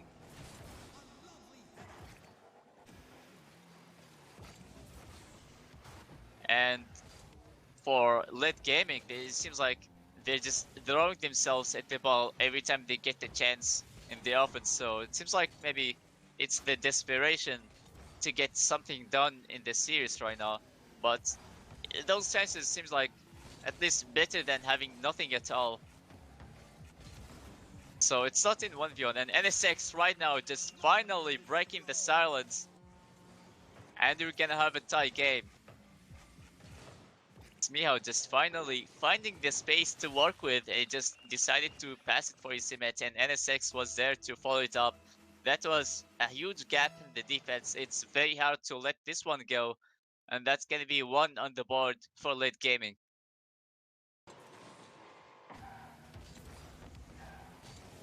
And I'm really hoping to see better offense for late gaming right now. Just this could be giving them the sign of hope. It's gonna be Oilman once again trying to center the ball. We're seeing a lot of attempts to center the ball, so we're not seeing direct passing plays from late gaming. So they're just trying to play it very safe. There is nothing wrong with that, but it's just gonna be requiring more than that against Dem Kidz, as every time the ball goes in the blue side, they're just gonna be finding a way to just boom the ball all the way out of their own health. So of course it's gonna be requiring more efforts, and right now just Pearl putting his team on the lead back once again. See that Terrarium, even though he's just not really having the ball, just maybe trying to get a bump in the offense, trying to create the space for his teammates as well. So even though they're not having the possession of the ball, they're just having some kind of other ideas to go for. And it's already showing, they're just already showing their aggression, and just as I speak of that demo, it's gonna be Earl just having huge opening at Terrarium. Are you kidding me? I thought it was gonna be a way to save your teammate shot, but he ended up just stealing the goal from his teammate. There is no way you could be just timing this like so perfectly done. If anything else, like from the way he was positioned, If anything else, it would have been a save, but Terrarium, it just seems to be like such an expert at stealing teammates' goal, and Matruda just getting another one on the board, 4-1 with 2 minutes remaining. And what is happening for Dem Kidz? It's like they're looking very comfortable, but not to the point where they're just conceding non-stop. So they're just having the balance right now. Everybody seems to be like feeling really good and feeling really comfortable as well. So you're not really seeing any kind of nerves at all for Dem Kidz. They already have a really good spot in the standings. And even after the series, I think they're still going to be a team that is not really nervous at all, because I think we're already halfway in season 4, so if you're like very close to the top, sure, it might be relaxed sometimes, but since we're getting very close, you know that eventually you're gonna have to be stepping this up as you're gonna be facing the bigger teams later on. But for Dem Kidz right now, they're just like feeling really comfortable. We have seen them even in the previous games just trying to go for crazy redirects, and right now we saw Terrarium just stealing the goal from his teammates, which I was expecting a save, yet he just got that perfect timing as well. It's gonna be Matruda just try to get the read of the wall though, but it's gonna be saved by Allman, and right now just seeing a transition and immediately denied.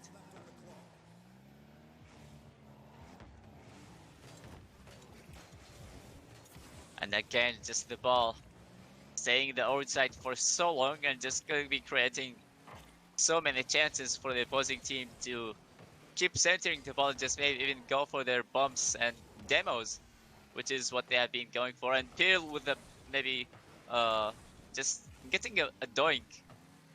Couldn't really get it on target though. That was a really good play, and I think that was like the only chance where he could get his shot to be done, but still, they are the winning team right now, so they don't really have anything else to worry about right now. It's a really good shot from Matruda, but still nothing really on target, so we're not seeing the Brazil anytime soon. But for late gaming, maybe they just at least got a goal done, and I think it's only going to be getting harder in the next game. But Miho getting the second goal for late gaming, hopefully that's going to be enough for them. But in the next series, in the next game, we're really going to be hoping to see better offense, as there's just showing some signs of life in game 3, but in game 4, it's going to be their only hope, and it's just going to be a very interesting dunk coming from Miho later on. But that could have been a game where he just could have tied it up, but it was, if it was like 3 goals for Dem Kidz, late gaming would have felt so frustrated after this one.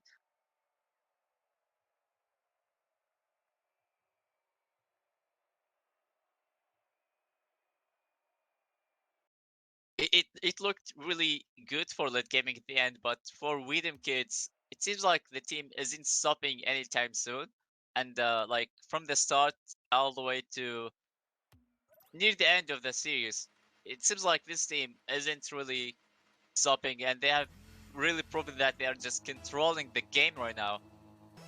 So we're starting game 4, and for late gaming, you really don't want to risk any more mistakes. And speaking of mistakes, just boost over ball for Peel, just leaving the net empty, causing late gaming to be the first to have the goal this time.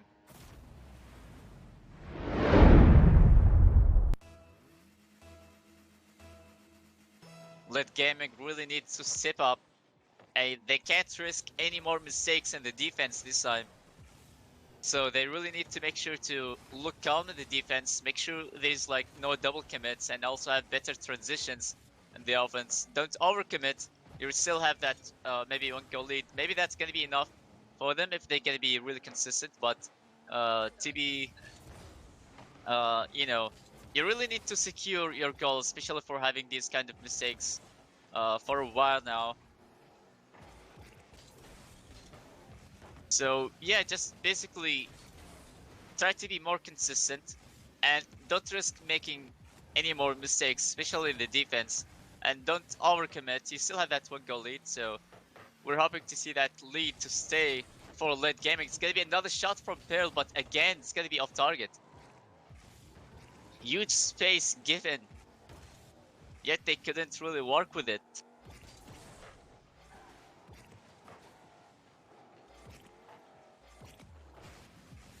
It's gonna be Terrarium with an early jump trying to control the ball. Just 0 boost on his tank, couldn't really get anything done in the offense. Now Allman just missing a big clear, but still Miho is there to covering him up.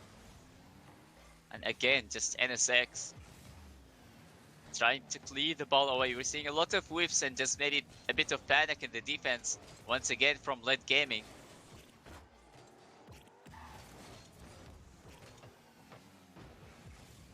Another shot, and this time Pearl is there to clear the ball away.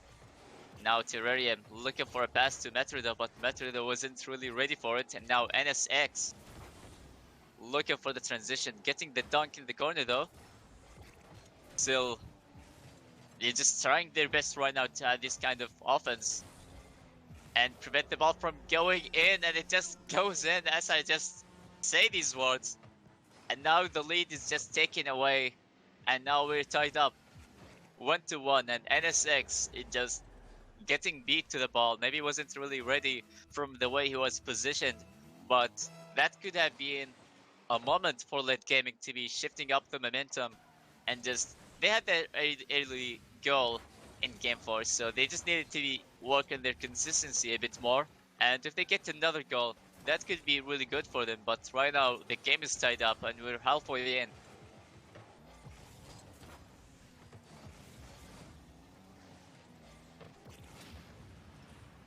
And 2 players getting demolished. It's gonna be Miho. A pass back maybe to NSX. A very unfortunate touch, but Miho is there to save the day and keep his team alive. I was like, no way you could be saving this one. It just, unfortunately, it just really had to go in. But Miho, with a pre-jump, just looking really good in the defense, doing a really good job at keeping the game as close as possible. The team is still not giving up, even though they're just having a really tough start. But right now, Terrarium is going to be finding the angle and just getting through the defense. 2-1 at game 4, and just I don't know what I should feel about this one. It just Late Gaming, they really had it in the beginning, but right now it seems like it has been completely taken away. So this moment definitely hurts a lot for Late Gaming, and it's really sad to see that it just even happening where they just had small bits of hope in game 4, and now it seems like it's gonna be taken away. That's gonna be another one for Pearl, and another passing play from Dem Kidz. Oh, it was an accidental pass. It was an accidental pass coming from Late Gaming. I saw that assist logo. I thought like, okay, alright, it just looked like another pass to me. But I was wrong on this one, but it doesn't really matter anymore. Now it's gonna be really difficult for Late Gaming to be responding back.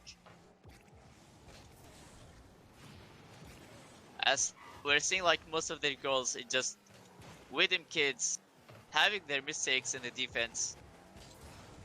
And right now, it's just like, if they just minimize their mistakes, they're just obviously gonna be saying like this, like just 1 goal only on the board. And slowly time is running out, so it's gonna be really difficult. And speaking of difficult, they just make it another one. It's gonna be a crucial fall for Late Gaming right now. It just, they had it in the beginning, and right now it's just completely taken away. Dem Kidz aren't stopping. They are still trying to walk away with a clean victory. Not sure what is going on in the kickoff, but it's gonna be leading to another goal for Dem Kidz.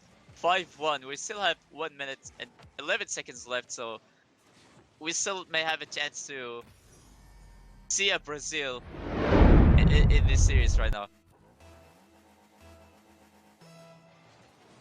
Seems like the team has given up already, and that's gonna be almost another kickoff goal for Dem Kidz.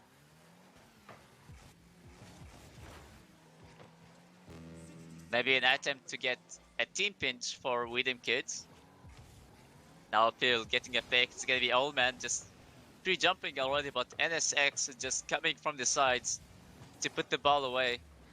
That's gonna be another opening, and Oilman, even if he just pre-flips, he wouldn't be able to get there in time, and that's gonna be 6-1 on the board. And Dem Kidz are still not letting go. They're just looking for more goals to assert their domination right now.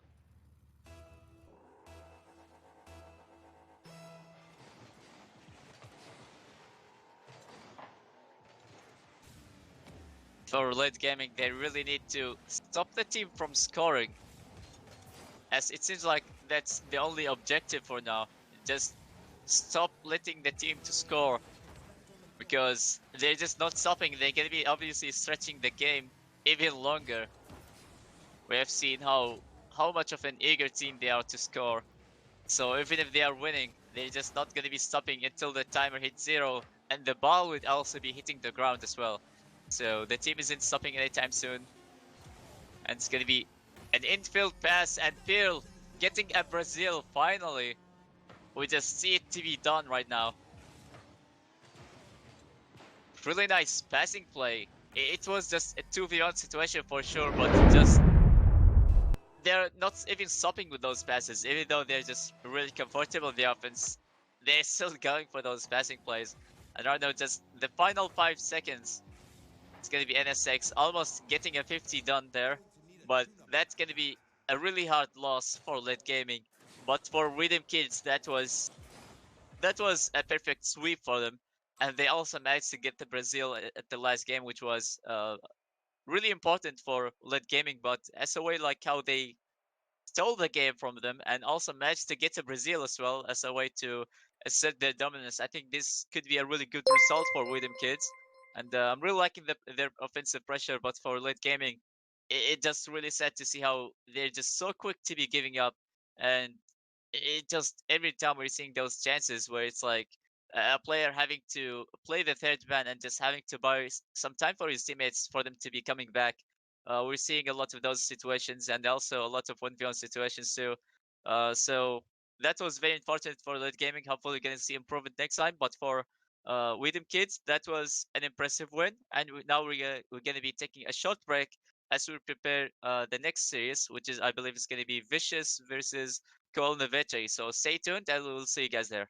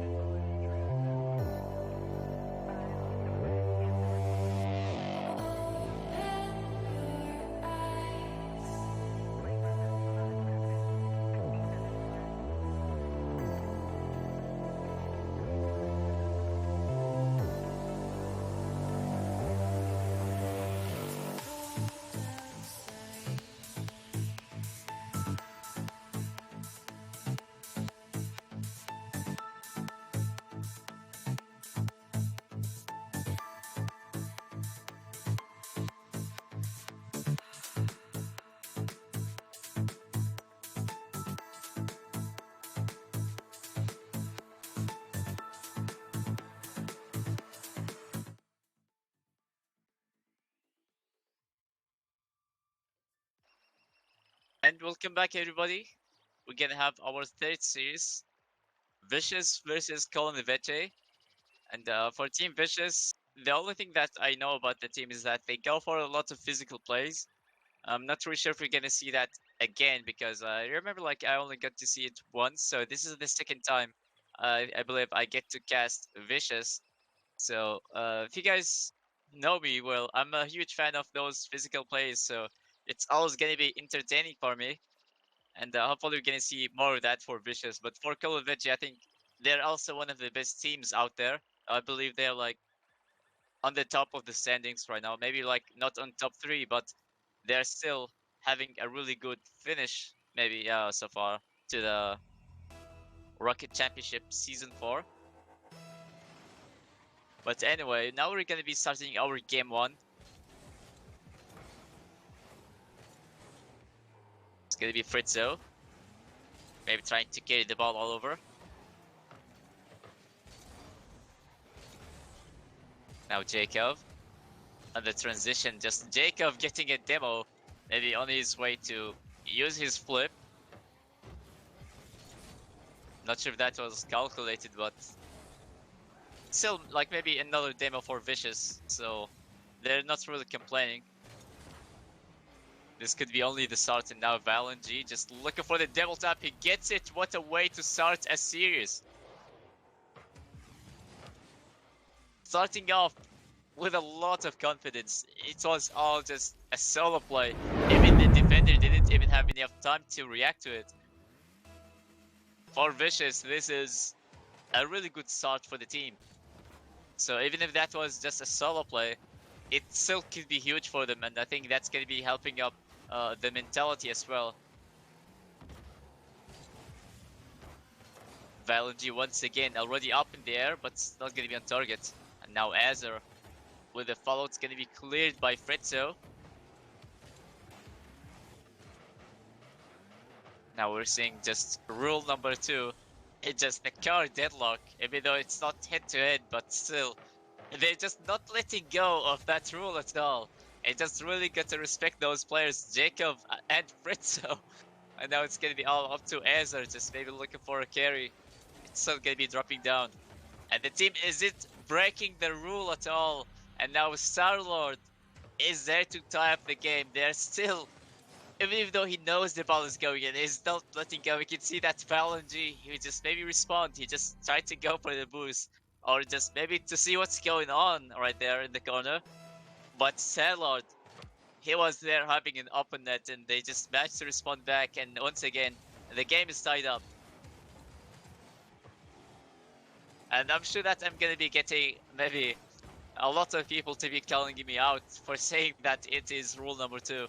Well, yeah, it is rule number 2 because Turbo Pulsar himself, he just confirmed it. It is rule number 2. So I believe the battle has been settled already. So yeah, to me it is rule number 2. And hopefully that's not gonna be upsetting a lot of people for saying this. Really good passing play from Fritzo, just stopping the ball, killing the momentum, and Seno's there for the follow. And the lead goes to be stolen. Even though Valenji was right in the middle, when the ball was aimed at as well.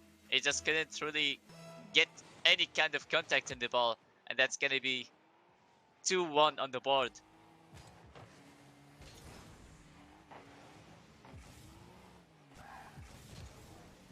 Now Valenji, maybe with the midfield pass, it's gonna be Star-Lord just immediately killing the ball and just putting it somewhere else.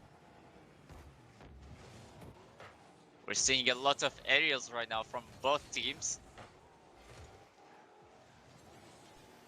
So you definitely want to expect a high level pressure.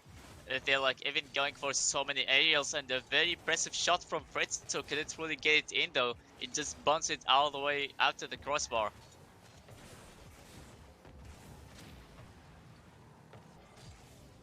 Now Sena with a shot, it's gonna be to Fritzo.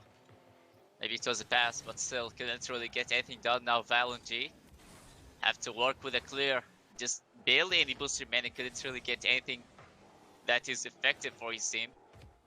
Yet they're still showing a really good sign of ball control so far. So even though they're just not really getting the clear, yet they are still able to control the pace and just able to hold it to the ball. And just instead of giving away possession, it's gonna be Sino getting a really nice read off the backboard. It just a huge miss from the backboard coming from Jacob. It just couldn't really put the ball out of danger. And there was Sino is there to punish for that mistake. So that's gonna be 3-1 right now. We're not seeing anything else from the offense from the blue team right now, which is vicious.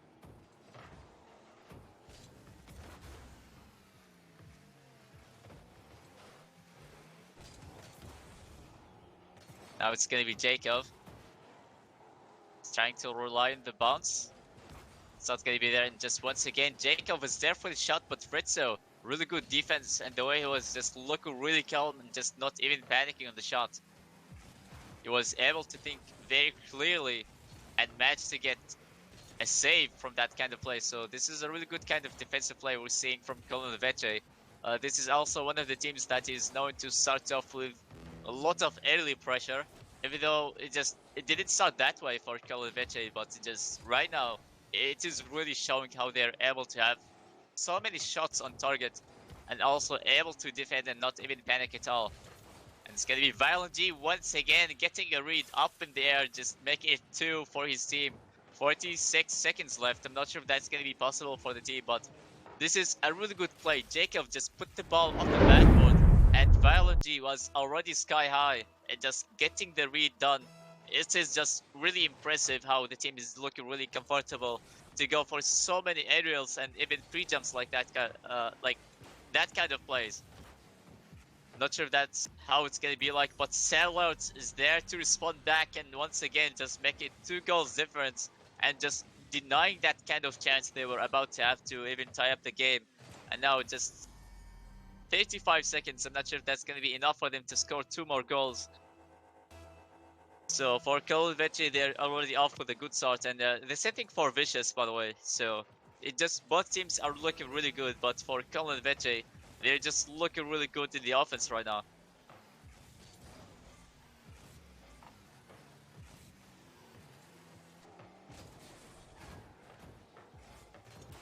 Time is just slowly running out, so it seems like it's gonna be a game for Kulenovići.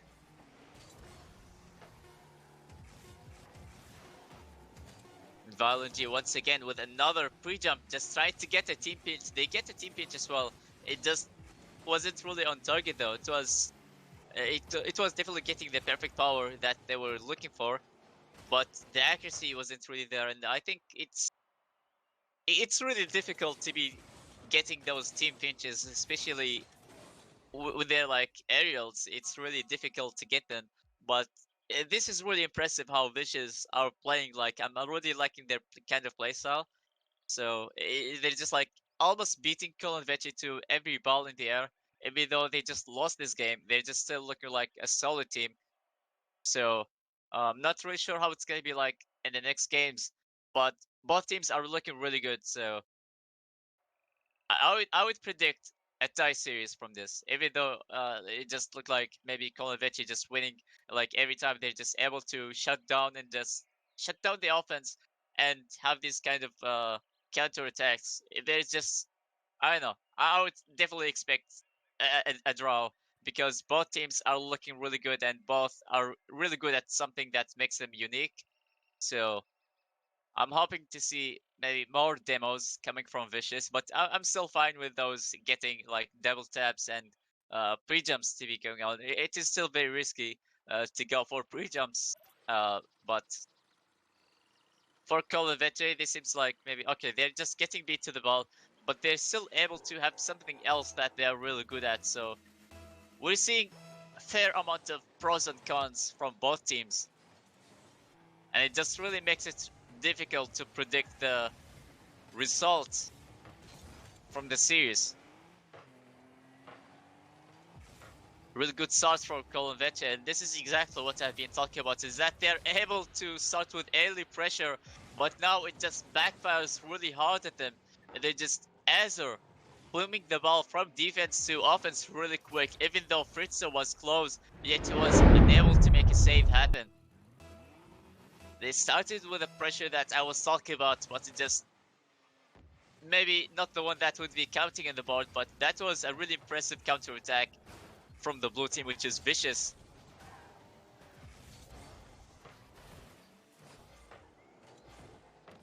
Now Jacob trying to get the read of the wall. Couldn't really get anything better than that, but still just doing a good job at trying to extend the control furthermore and for a longer time as well for Vicious. It's gonna be another pre-jump play coming from Vicious, which was quite risky like I was said earlier, but Jacob is there to be slowing down the play and just also wait for his teammate to be coming all the way back. It's gonna be Azer with a pre-flip to put the ball in the corner, leaving it all for his teammate, and now it's gonna be Sarlo just denying that counter attack, and it's gonna be a bounce up the corner. Now Fritzo is there to put the ball in, and they manage to tie up the game. The speed in those aerials, like from both sides, it's really makes the series very enjoyable to watch, and Fritzo is there to respond back. And just, I was speaking of how Kulenovići are getting beat to those aerials, and right now we're seeing the exact opposite. So I'm already liking the series. I'm already liking how close it's already getting like, and it's gonna be a very unpredictable series. Like you said earlier, just both have pros and cons. Right now we're still tied up. It's gonna be Jacob on the clear. Fritzo still able to win the 50, even though just barely having any kind of boost to get that extra push as he uses his flip on the 50. And now Starlord with a beautiful placement, putting it all the way far post. There's no way he could be saving that one. Jacob, he just went on his way to be grabbing the full boost pad, but he just realized that it was way too late. But for Starlord, that was a really good accuracy to put the ball in a very awkward spot where it's just gonna be impossible to be making the save. He saw that the last defender went for boost over ball, and that was a perfect situation. And a perfect situation for Kulenovići, of course, not for Vicious. At this kind of level, you don't really expect boost over ball a lot. But as it happened, they just got immediately punished for it, and now Seno just putting the ball in, even though there was like a defender trying to clear the ball away, yet he wasn't able to get the touch, and it was Azer.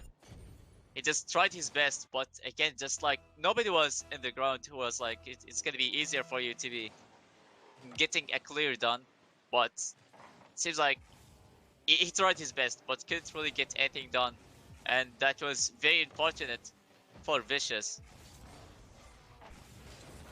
As of now, it is 2 goals lead for Kulenovići, and we're halfway there.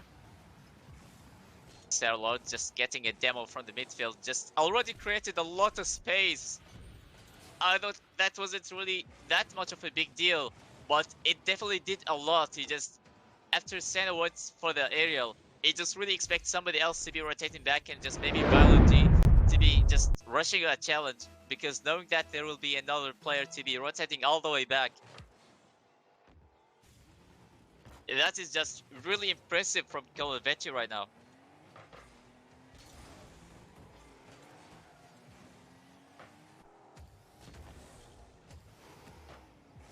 Starlord just already putting the ball on the backboard, and just again the team fails to clear the ball, but they couldn't really punish them for that kind of mistake, so we're still saying 4-1 right now. We have almost 2 minutes. We're still about to see a lot of great plays. Sure, the game is still not really over, but for Vicious, they really need to be step this one up, as they managed to keep the game very close. Earlier, a beautiful double tap coming from Jacob.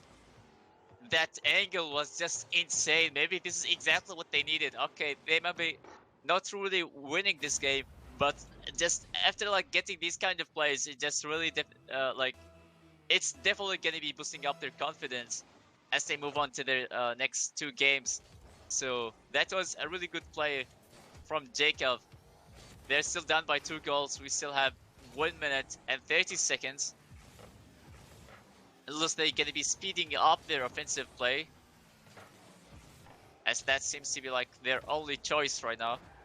Really good shot from Ezer. It was on target, but it's gonna be denied by Fritzo. And Jacob once again looking for another double tap, but this one's gonna be cleared so early. Now Ezer just leaving the ball for his teammates. It's gonna be Ezer once again, just trying to have this kind of transition. And Jacob is ready to take the shot of the wall. They're definitely stepping up their offense and just trying to be as fast as possible. So they either take this game or just give it their best shot, basically.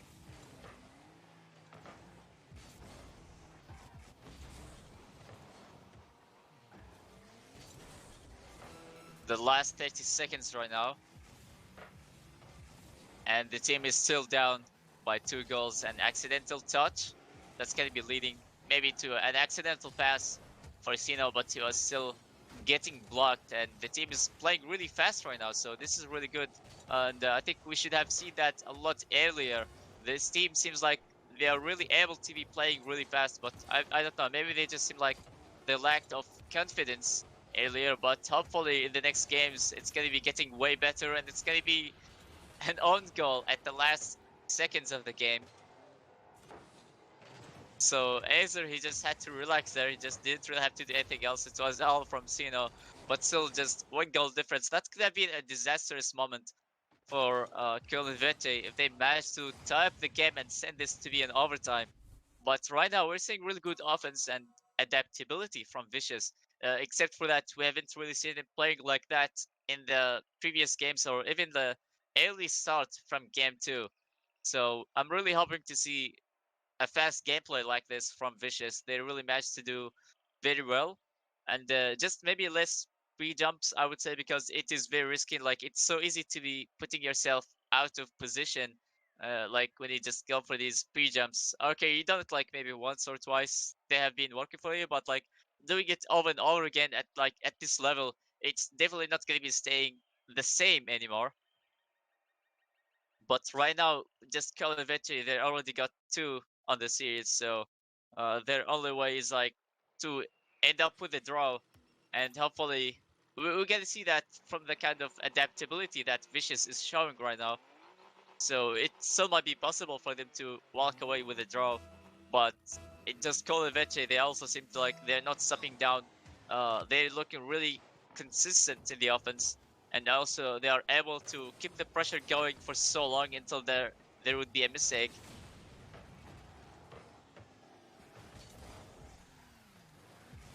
And one thing is that I would really like not to see about Vicious is that they would stop just going for boosts over ball. We have seen them getting caught twice in the defense. And at this level, I don't really expect to have these kind of rookie mistakes, so you really want to pay attention to where the ball is as you just rotate back and you want to grab the full boost pad.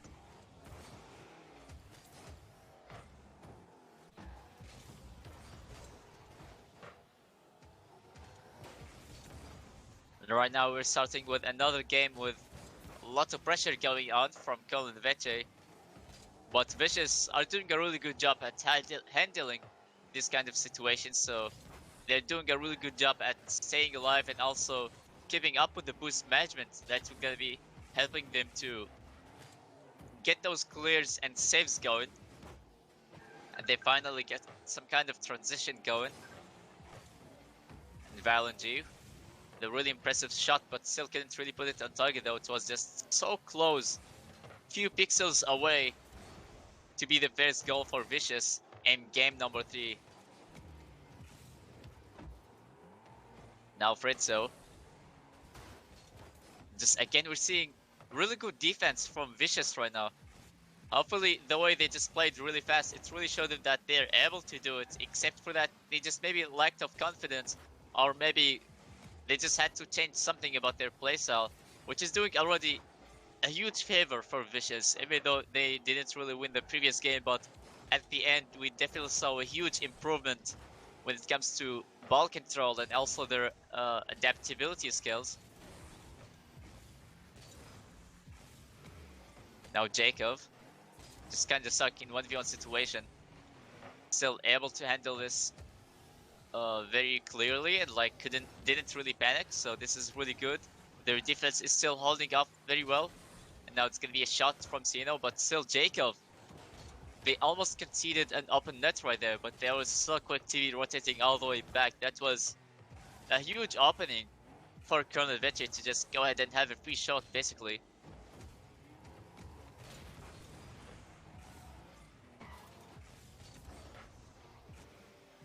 Now Starlord. And we're halfway into the game. We're still scoreless from both sides. It's gonna be a shot from Fritzo. Just almost put the ball in top corner. It's kind of strange as I was speaking of how we are scoreless, and there was Fritzo for the shot, and I was like, alright, there's gonna be a moment for me to say as I speak of it, and I'm not sure if my community is also watching the stream right now, because they know how much I get to say as I speak a lot, because the caster jinx or the caster curse is very real, and they definitely relate to what I'm saying right now. I'm not really sure if they're watching this right now, but hopefully they're not watching this, because they're gonna be making fun of me. We still have 1 minute and 30 seconds left. We're still scoreless. Really good control from both sides. It just, the forces are like very equal when it comes to offense and defense as well. This is really good from both sides. It is definitely building up the tension, and like, it's really showing how the series could have gone either ways.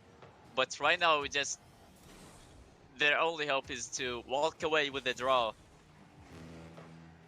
And I'm already liking how Vicious is playing. Like, this is definitely one of the best teams I have seen when it comes to adaptabilities. Like, they're able to change their playstyle without having to change way too much. And they're also, it's like, it's still the same team playing. We're not seeing a huge change in playstyle, but they're just being really speedy. They're like covering almost every spot in the field. And the last 80 seconds, it seems like we're gonna be moving to an overtime.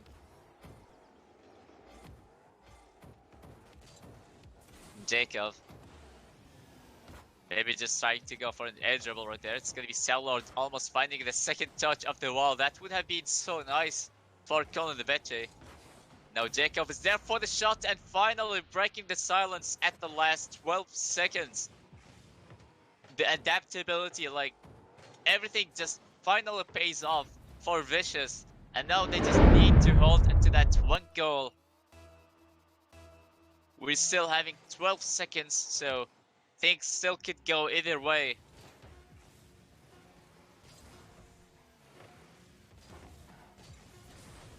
And we're beginning the final countdown. The ball's still alive, but it's gonna be Fritzo trying to control it. But Vicious, they finally take a win, and that was impressive playstyle from Vicious. I honestly didn't expect that they would be shifting up the momentum like this.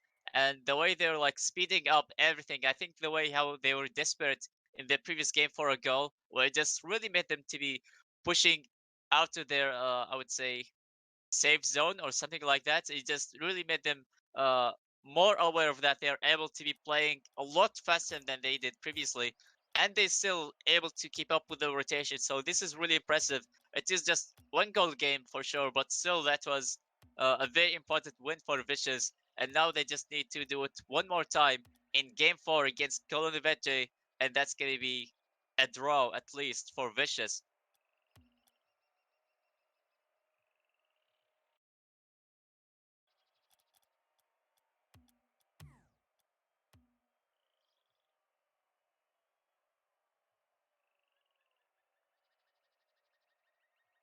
Also, the shots percentage is just looking very close as well. So we're not seeing like poor performance from one side and like good performance from one side. So we're seeing like both like equally good teams playing against each others, and honestly didn't expect the series to be this entertaining. So we're about to find out what's going to be happening in game number 4. But right now we're just gonna have to recreate the game because it's causing some issues for some players to be joining back. It's not gonna be a long break for sure. just gonna be a couple of seconds as we just ensure that everybody else is also ready to be playing.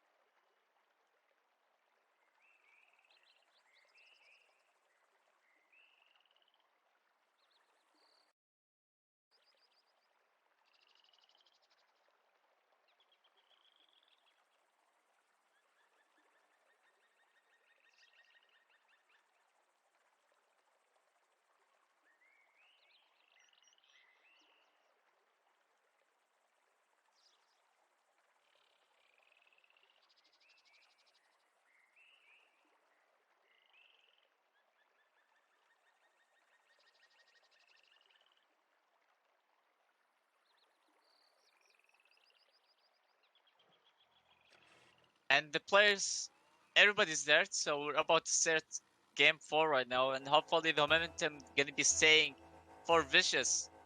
Not trying to sound biased right there, like hoping for Vicious, but just I'm really hoping to see the adaptability gonna be staying. And you guys have seen how close the game was in the previous games, so it was definitely enjoyable.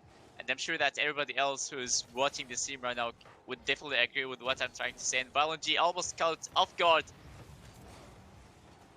They just almost had to concede a goal right in the beginning. And that was a very important game for them. So they really can't risk to make any kind of mistakes like that. It was a crucial touch. Almost led to a goal, and now Violent G with a shot couldn't really put it on target, and now Jacob is there to finish it off. And just once again, the offense just backfires really hard at Kulenovići. We've seen this just like in the previous game where it just had their pressure early going on. It just like led to a booming clear that just led to a goal at the opposing team. So sometimes it really happens, and especially like in 1v1, this happens a lot. Every time you just get to shoot the ball at your opponent will be saving it, or just maybe you end up missing the ball, like not really putting the ball on target, and that's gonna be a moment for you where you get to concede a goal and just like you just have nothing else to wish for besides them to be maybe missing or like messing up on the way how they are controlling the ball on their transition to not to score an open net. But right now it's very rare to see in 3v3 or like maybe even in 2v2, but it just happened once again here in game 4, and it happened for Vicious' favor. Now Jacob trying to get to 50, even though just barely getting boost, yet he's still refusing to let go of the ball. And you really got to give a lot of credits for Jacob. It just look really calm in almost every situation. It is definitely also helping his team to stay calm and confident as well, even though they were like losing in the beginning. If you have a teammate who is looking really calm and just able to stay positive, this is a big factor for you, definitely.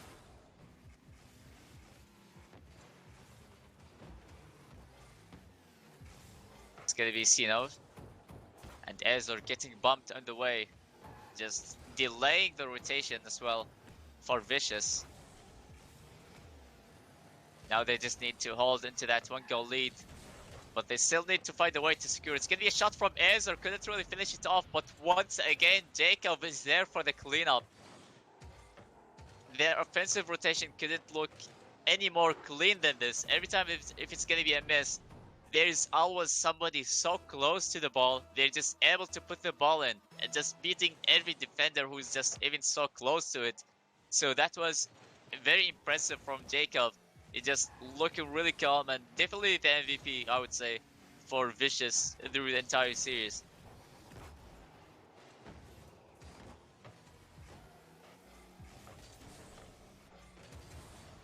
Now, Kulenovići are down by 2 goals. It's gonna be a center from the corner. Now Star-Lord putting this high, just going for a solo play. It was out of reach, couldn't really get anything done. And And now Fretzo is there to keep on the pressure. And it's gonna be Sino getting blocked immediately. But the ball is still staying in the blue side for now. And it finally breaks through, but still Sino is there to send it all the way back once again. It's gonna be Fretzo is there for the shot and a very interesting follow-up as he just lands on the ground. And that's gonna be the first goal for Kulenovići. I'm really liking how the pressure just kept building up so fast for Kulenovići, even though the ball got cleared a few seconds ago. It just Sino is there for such a booming clear to send it back to the blue side, and finally they get a goal on the board. And right now still they have plenty of time remaining. They got 1 minute and a half.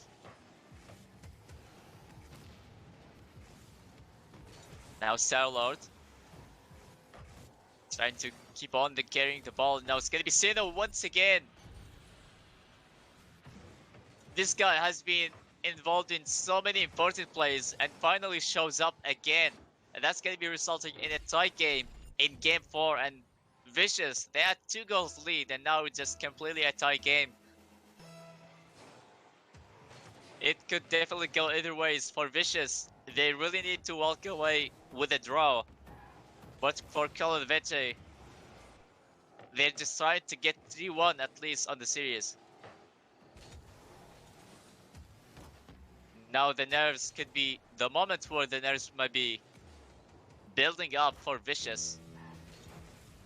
But as long as they just going for those pre-jumps already, it really shows how the team is still looking confident, even though they lost their lead, but still haven't really lost their hope or like even lost their mindset yet.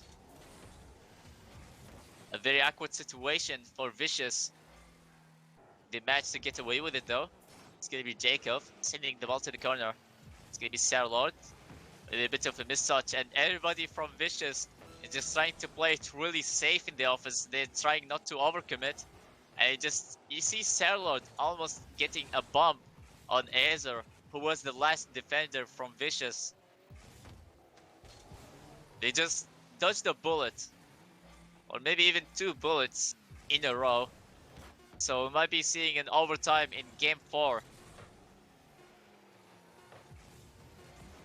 Now Valenji, or maybe Jacob is there to receive the pass, but we're definitely going to be moving to an overtime in just 1 goal. That's going to be deciding it once and for all. So for Kulenovići, it's going to be a game where they're going to be having 3-1 in the series, but for Vicious, they're going to be walking away with a draw. And I think that's their only hope for now. Starlord trying to have a center ball. It's going to be Fretzo as a third demand. It's going to be Azer, just so quick to send the ball back to the orange side. And Jacob just looking for the read. He gets a touch he needed, but just couldn't really put this on target.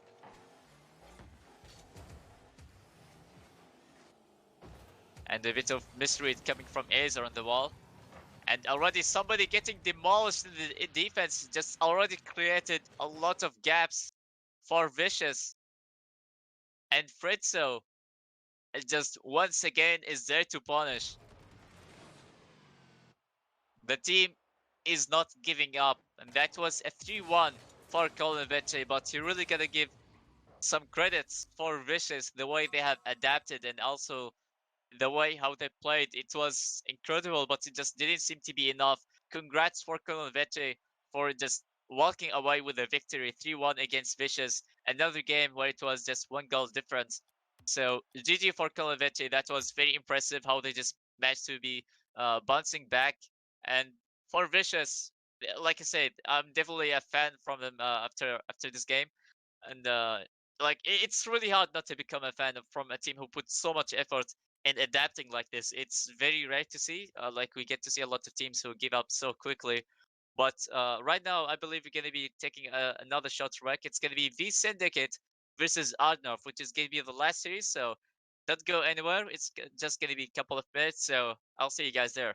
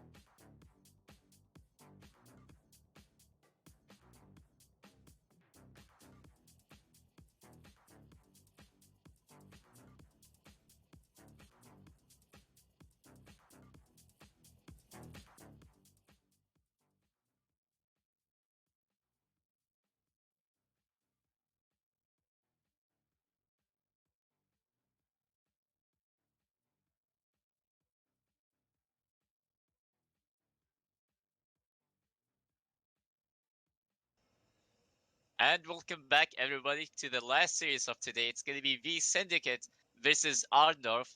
It's going to be best of 4 series, just like ours. You guys are very familiar with the format at this point, so we're about to start the action right now. And both of the teams are also very close when it comes to the place they have in the standings, so they're not very far from each other's. I would say they're just having the same results, but except for the goals differential. I could be wrong though, but they are very close to each other's, and I think that is something definitely worth mentioning. So we might be expecting a very close series between V Syndicate and Arn Dorf right now. It's gonna be an early start for Syndicate right now, or V Syndicate. Just almost resulting in a goal, but still they managed to stay scoreless. Now it's gonna be maybe a double tap setup and just almost found the second touch though. And now it's gonna be Timur trying to get the cleanup, couldn't really get it.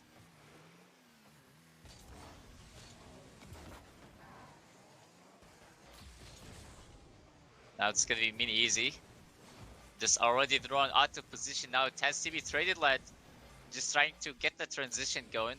Even though they started with a very early pressure, they just seem to be a bit collected in the defense. We're not seeing double commits, even though we're seeing some kind of like maybe just early pre-jumps or something like that. But as long as it's not a double commit, I think that's definitely gonna do a lot more than what you may think. So for Arn Dorf, they're still able to handle the early pressure, or like the pressure in general, which is gonna be coming from V Syndicate, from the way how they were playing in the start.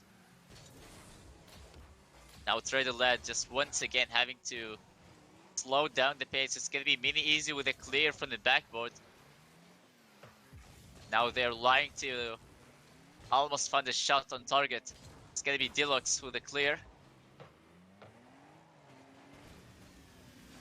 Now Kanker. Still having the ball on the blue side. A beautiful setup for his teammate, and Timra finishing this one off. That was just really impressive how things were going so well in the offense. Even though they just looked really close towards each other, so it just looked like a really clean setup.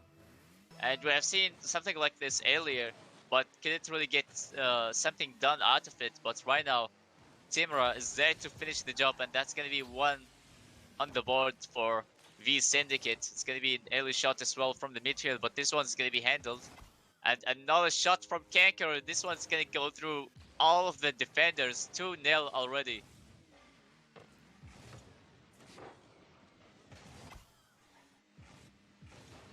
Two defenders were very close to make the decision, which was really needed, but none of them were able to get that kind of reaction, which was needed. So the ball just cut through two defenders who were at the same spot. And for V Syndicate, well, they definitely take those. It doesn't really matter how flashy the goal is. Just as long as it's in and it's gonna be counting, that's gonna be fine for them. Another setup from V Syndicate, but nobody was there to finish it off this time. And Trader Lad with a bit of accidental bump. Now he has to just make this one over, but couldn't really get anything done. Just that led to a very awkward defensive plays eventually. And there was Kanker there to take the shot. Even though the ball was very close to Trader Lad, he just couldn't really get it out of his net. So it was just looking really awkward in the defense, especially after that accidental bump. So they couldn't really get to recover really fast, as the ball was already too close from danger. So they can't really look very collected. They obviously needed a bit of an extra time to make this one over.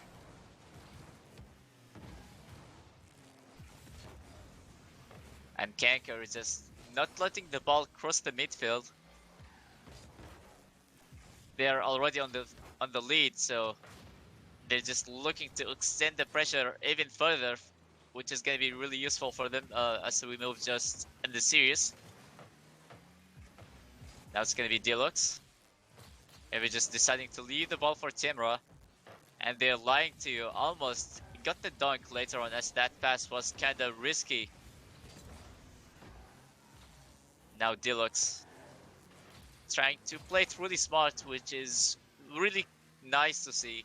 You see that he was able to hit the ball, but he just didn't really want to get any kind of hit. He was trying to make sure that every hit is going to be counting for his teammates. So that was a really nice decision. It was made from Deluxe up on the wall.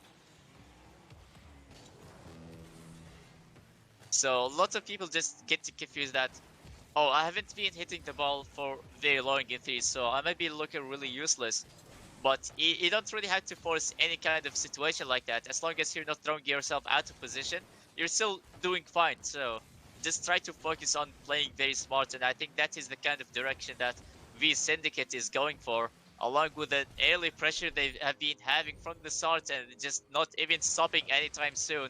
And it's going to be 4-0 for V Syndicate. Timra is able to get the ball on target just after seeing this miss right in front of his face, yet he's still able to put the ball across, and that's gonna do it.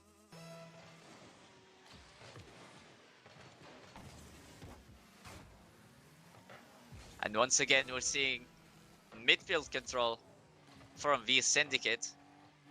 And now Deluxe.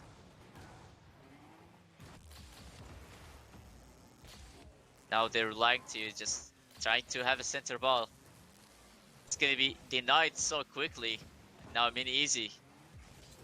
Have to play this one off, and it's gonna be the last 10 seconds right now, and V Syndicate already off with a good start there. Just look really confident and also more consistent compared to Arn Dorf. They're having a lot of defensive mistakes, even though we're not seeing a lot of panics in the defense. Yet we're seeing like 2 players in the same spot, so like maybe some kind of rush happening in the defense. Like they're just it just definitely not looking so clean. And V Syndicate is able to punish almost every time, so you definitely need to fix those mistakes. It is still very early for you. It's just one game right now, so but for Arnov, I don't know, they seem to be like they're really lacking of what it takes to be beating V Syndicates. If you're just gonna be looking at those numbers on the scoreboard, it seems like everybody from the team was having his kind of role, and it has been showing from the beginning how the team was able to start with an early pressure, and they were able to keep on that pressure going on for so long, and that was really good for V Syndicate. But for Arnov, that's going to be creating a lot of difficulties to be getting through that kind of play style along in the series. It's still a very early start, so we're only about to start game 2 right now.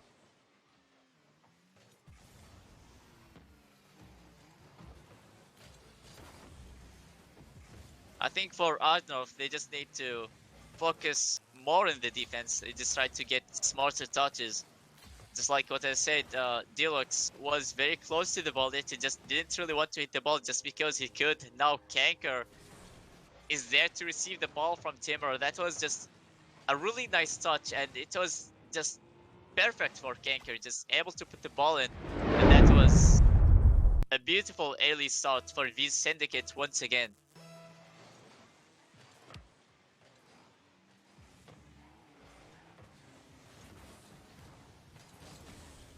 Kanker once again already up for an aerial. This one's gonna be bouncing from the corner all the way to the center. Now Timra just taking his time on the ceiling shot. It's gonna be blocked by Mizi Easy.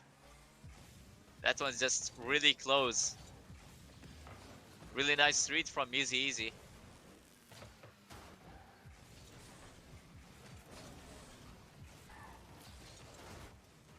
Now they're relying to just almost find a way to get a really clean pass for his teammate, but just somebody from V Syndicate managed to get on the way to prevent the ball from going in any further. Now Deluxe almost found the touch though. It's still gonna be bouncing all the way out and nobody's there to follow. So we're still staying with that 1 goal for V Syndicate right now. And Timra was just expecting a pass from his teammates, yet he just couldn't really get anything done. And another bumping play coming from V Syndicate. just the pressure is definitely applying and building up for Arn Dorf. Just a lot of struggles to find themselves collected and also get an effective clear, which is exactly what they really need right now. Just gain some kind of momentum after they get to clear the ball.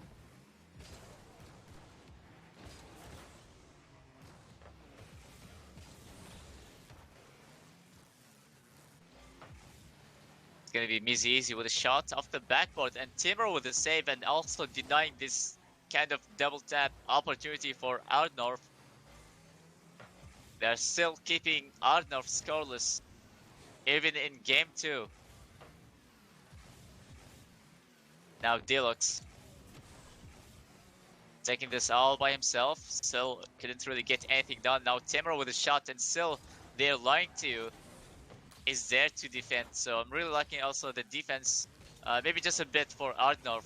It just seems like every time there is a defender who is ready to block the shot, but never mind, the caster curse is definitely real. It just, as I mentioned it, they just happen to concede, so that is just a very unfortunate moment, but Kanker just, once again, he has been really nailing those kind of shots in the air, and every time just getting so much power and also the accuracy. It never goes absent every time he goes for the aerial. So a lot of credits has to be given for Kanker, just able to finish every of those passes he just gets to receive. So it is really impressive playstyle. You just really get to pass it back to your teammate and just wait for the result.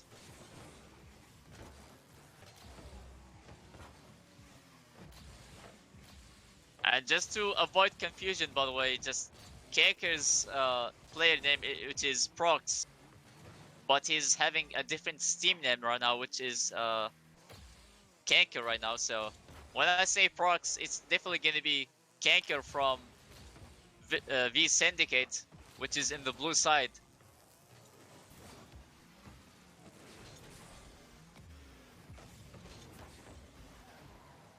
Now it's going to be Timra. Maybe trying to delay these kind of plays, which is something that Arn Dorf really needs. Just more offensive chances, trying to maybe get to see a mistake happen in the defense and they get to be there to punish them. But V Syndicate, they're able to slow down the play and also able to kill time, which is something that is hurting Arn Dorf a lot in game number 2, which is going to be another game going for V Syndicate right now.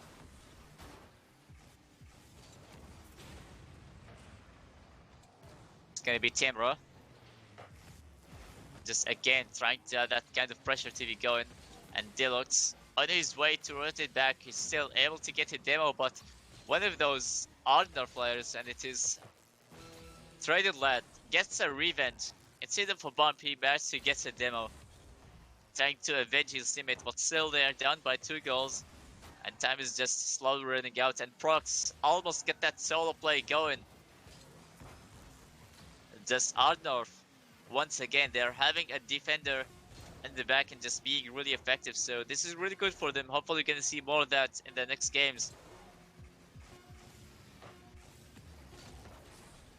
And the ball is still alive though. It's gonna be Prox putting the ball high still. It's gonna be Mizzy Easy. And now they're lying to just putting the ball to the corner. It is already building up, but this time it's gonna be dropping down, and V Syndicate takes another win in the series. It's gonna be 2-0. And for Arn Dorf, we've seen a bit of better defense at the end of the game, but still it didn't seem like it was enough, because every time the pressure would be building up so fast to the point where it's gonna be creating a lot of chaotic situations, or just maybe nobody's really ready for a shot to be taken. And also I'm really liking the passing plays that V Syndicate is going for. It just makes it even harder to predict where the ball is really going to be at. So it's going to be really hard for Arn Dorf to try and stop that from happening, but it seems like overall V Syndicate is doing much better in both, like in offense and defense. And right now we're just running through another issue. We're just not able to get all of the players to be joining the private match. So we're gonna have to create another private game.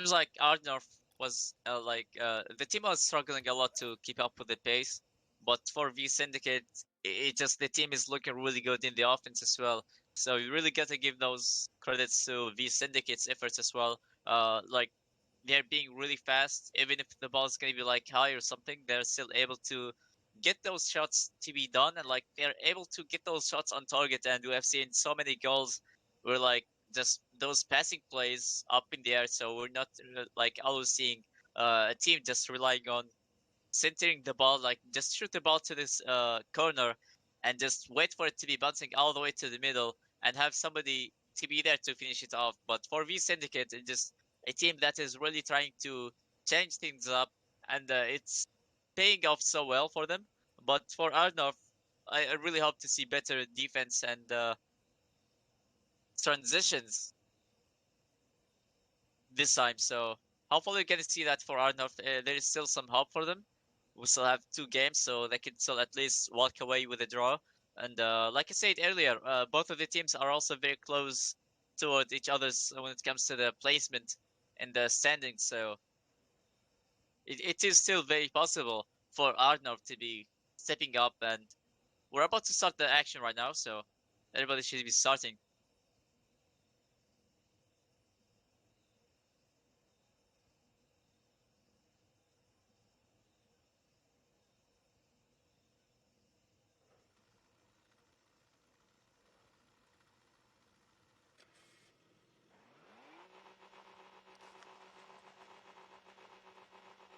Here we go, just game number 3, which is the last series as well. V Syndicate versus Arn Dorf.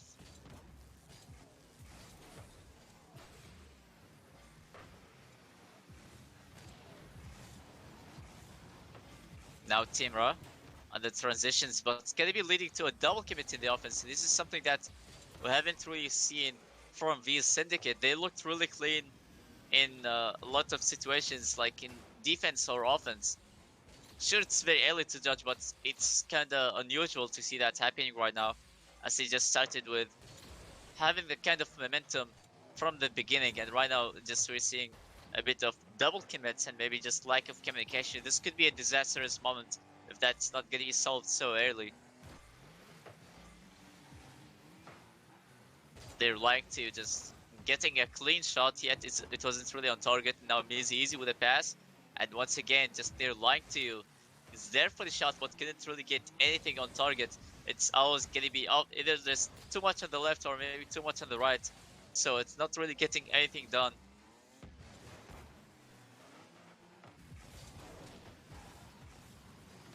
Now Easy just trying to control the ball. Now also Prox getting double demos, and it's gonna be Deluxe getting the demo in the last player who was on his way in the transition.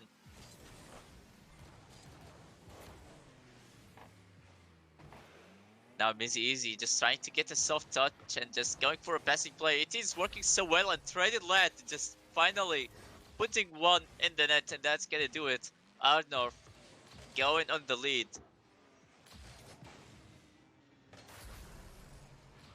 We haven't seen this kind of Arn Dorf in a while. Just those passing plays and also trying to look really clean in the defense. We haven't really seen that for a while. So hopefully this game will be it for Arn Dorf. They just won a really big 50, and that's going to be leading to another goal, and Traded Lad once again to be showing up with another goal. They're like to just winning a lot of 50s right in front of the goal line, and Traded Lad is there to finish this one off.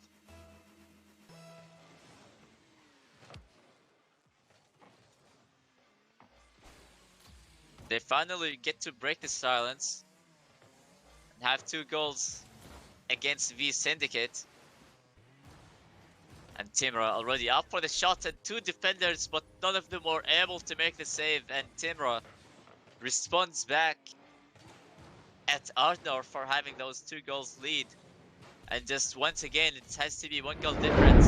And we have seen something like this earlier. It was just a team who was like not really scoring every time, like as the first goal. But it just, after getting 2 goals lead, they just managed to lose it and also lost in overtime. So I'm not sure if we're about to see the same exact thing, but Mizzy Easy is there to make it 2 goals lead once again. This is a really good plays coming from Arnolf right now, just able to be really fast, and it's already doing a really good job at keeping them on the lead. So I'm hoping to see more of this kind of playstyle from Arnolf.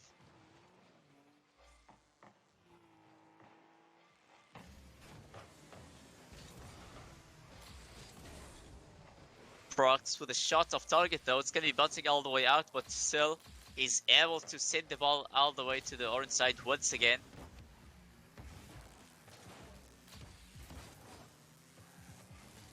And again, just Prox trying to keep holding possession of the ball as long as he does, but still couldn't really get this to be any more productive. And Arndorf almost found the 4th goal right there. It's getting really chaotic in the defense for V Syndicate right now. Timra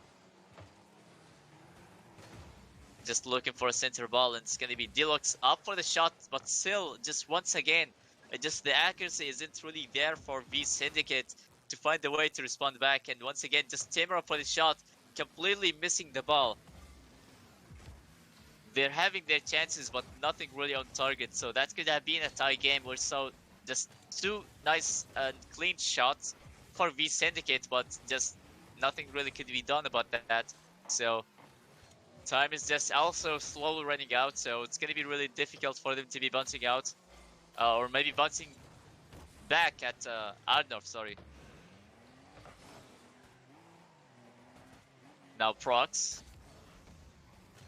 dropping down the ball. It's still gonna be followed up with another 50. Now Timra with another double tap setup, but it's not gonna be double tap, and Prox is there for the cleanup. 1 goal difference. We still have plenty of time remaining, so V Syndicate are still not out yet. They might be slow to this, but definitely sure, and just slowly making their way out and just not really letting go of game 3.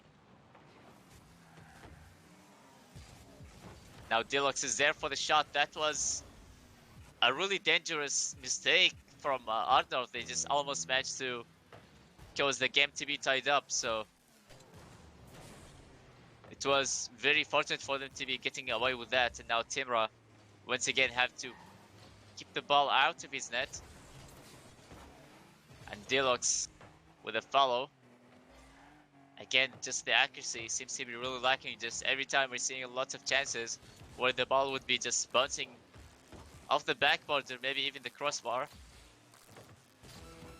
And Deluxe, maybe not with the best touch, but still Prox is there to be backing him up.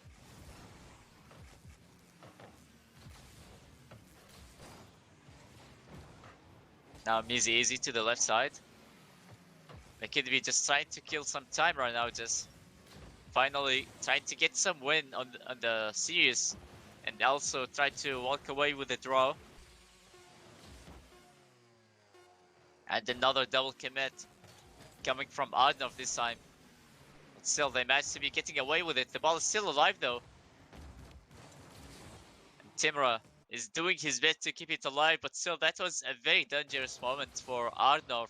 If the ball was if the ball was bouncing higher, that could have been a disastrous moment. But they finally managed to get a win in the series, and hopefully in the next game, which is gonna be the last one, it's gonna be maybe like just as good as this one for Ardorf. They managed to do so well in the offense. They managed to be beating the defenders every time in V Syndicate. So it was quite an impressive change in playstyle for Andorf.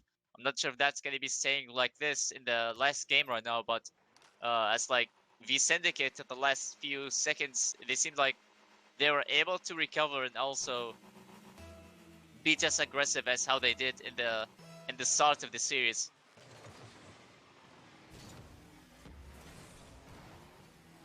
And right now we're seeing game 4.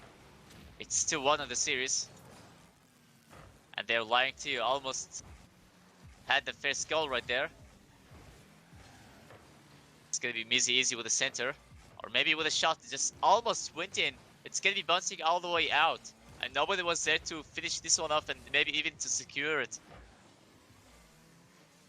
So we're still staying scoreless.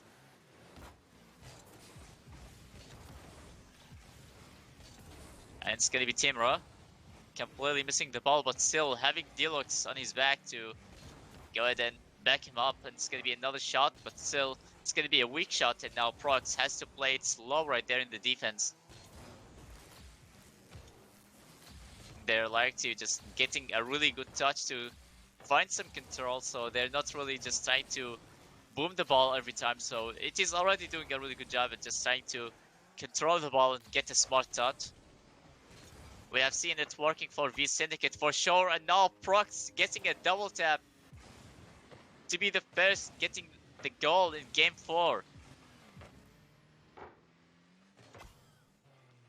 And nobody was home to even defend for Arn Dorf.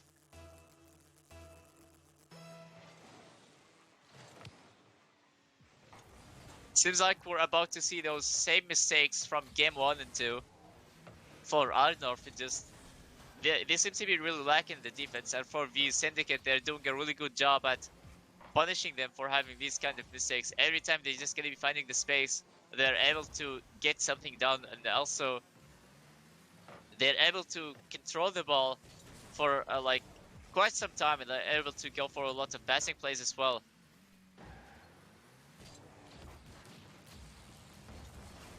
Now Deluxe once again on the transition. It's gonna be Prox completely killing the ball. It's gonna be Timur with a follow, but still it's gonna be followed by Mizzy Easy to deny that kind of chance. We're still staying on that one goal. 3 minutes remaining. It's gonna be Mizzy Easy getting blocked really early. It's gonna be Timur getting a fake done, but still couldn't really get past by all of the defenders from Arn Dorf. And the panic is real from Arn Dorf in the defense. Just those mistakes are really showing right now. Now Deluxe with the solo play.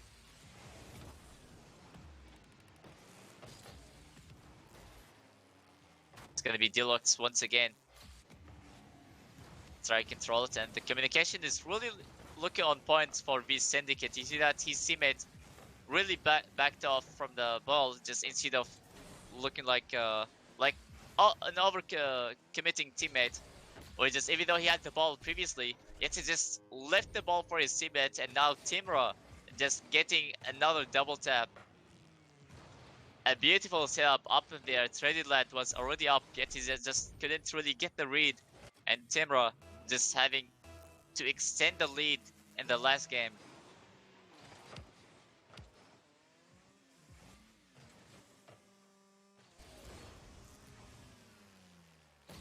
Now it's gonna be Deluxe booming the ball all the way to the orange side once again. Maybe just trying to keep on the pressure and just try to keep the ball on the orange side as much as possible and just wait for a mistake to happen. That kind of strategy has been working so well, especially for a team who's maybe like lacking of consistency in the defense. It's gonna be Timra. Just almost get that ground pinch, but still it's gonna be stopped. And another clean passing play coming from Prox and Deluxe. And that's going to be having another one on the board, 3-0. There is no way to be bouncing back from all of this right now. So I think we're definitely going to be walking away with 3-1 for V Syndicate.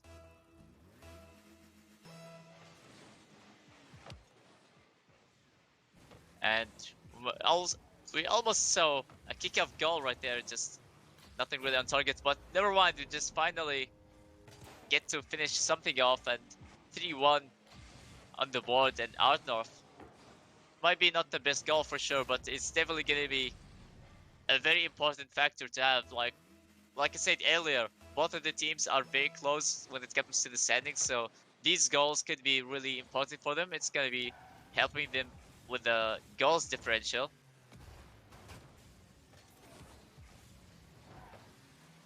Now it's gonna be they're lying to you with a free open net goal. It's gonna be another one on the board, just one goal difference.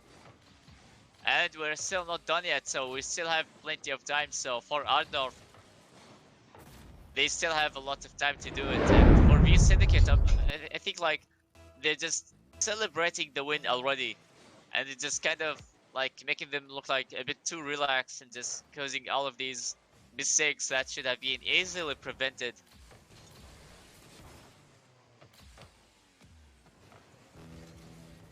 Now Prox almost found the ankle though, so it's gonna be another impressive play. We're seeing a lot of double taps coming from V Syndicate, and now just we're seeing another double commit coming from V Syndicate. It's gonna be Timra with shots on the post.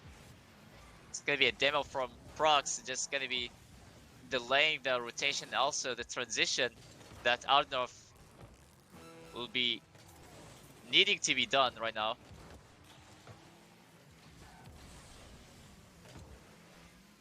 And we have less than 30 seconds left on the clock. And V Syndicate are looking a bit shaky when it comes to ball control. It's gonna be another shot, and this one is gonna seal the deal for V Syndicate.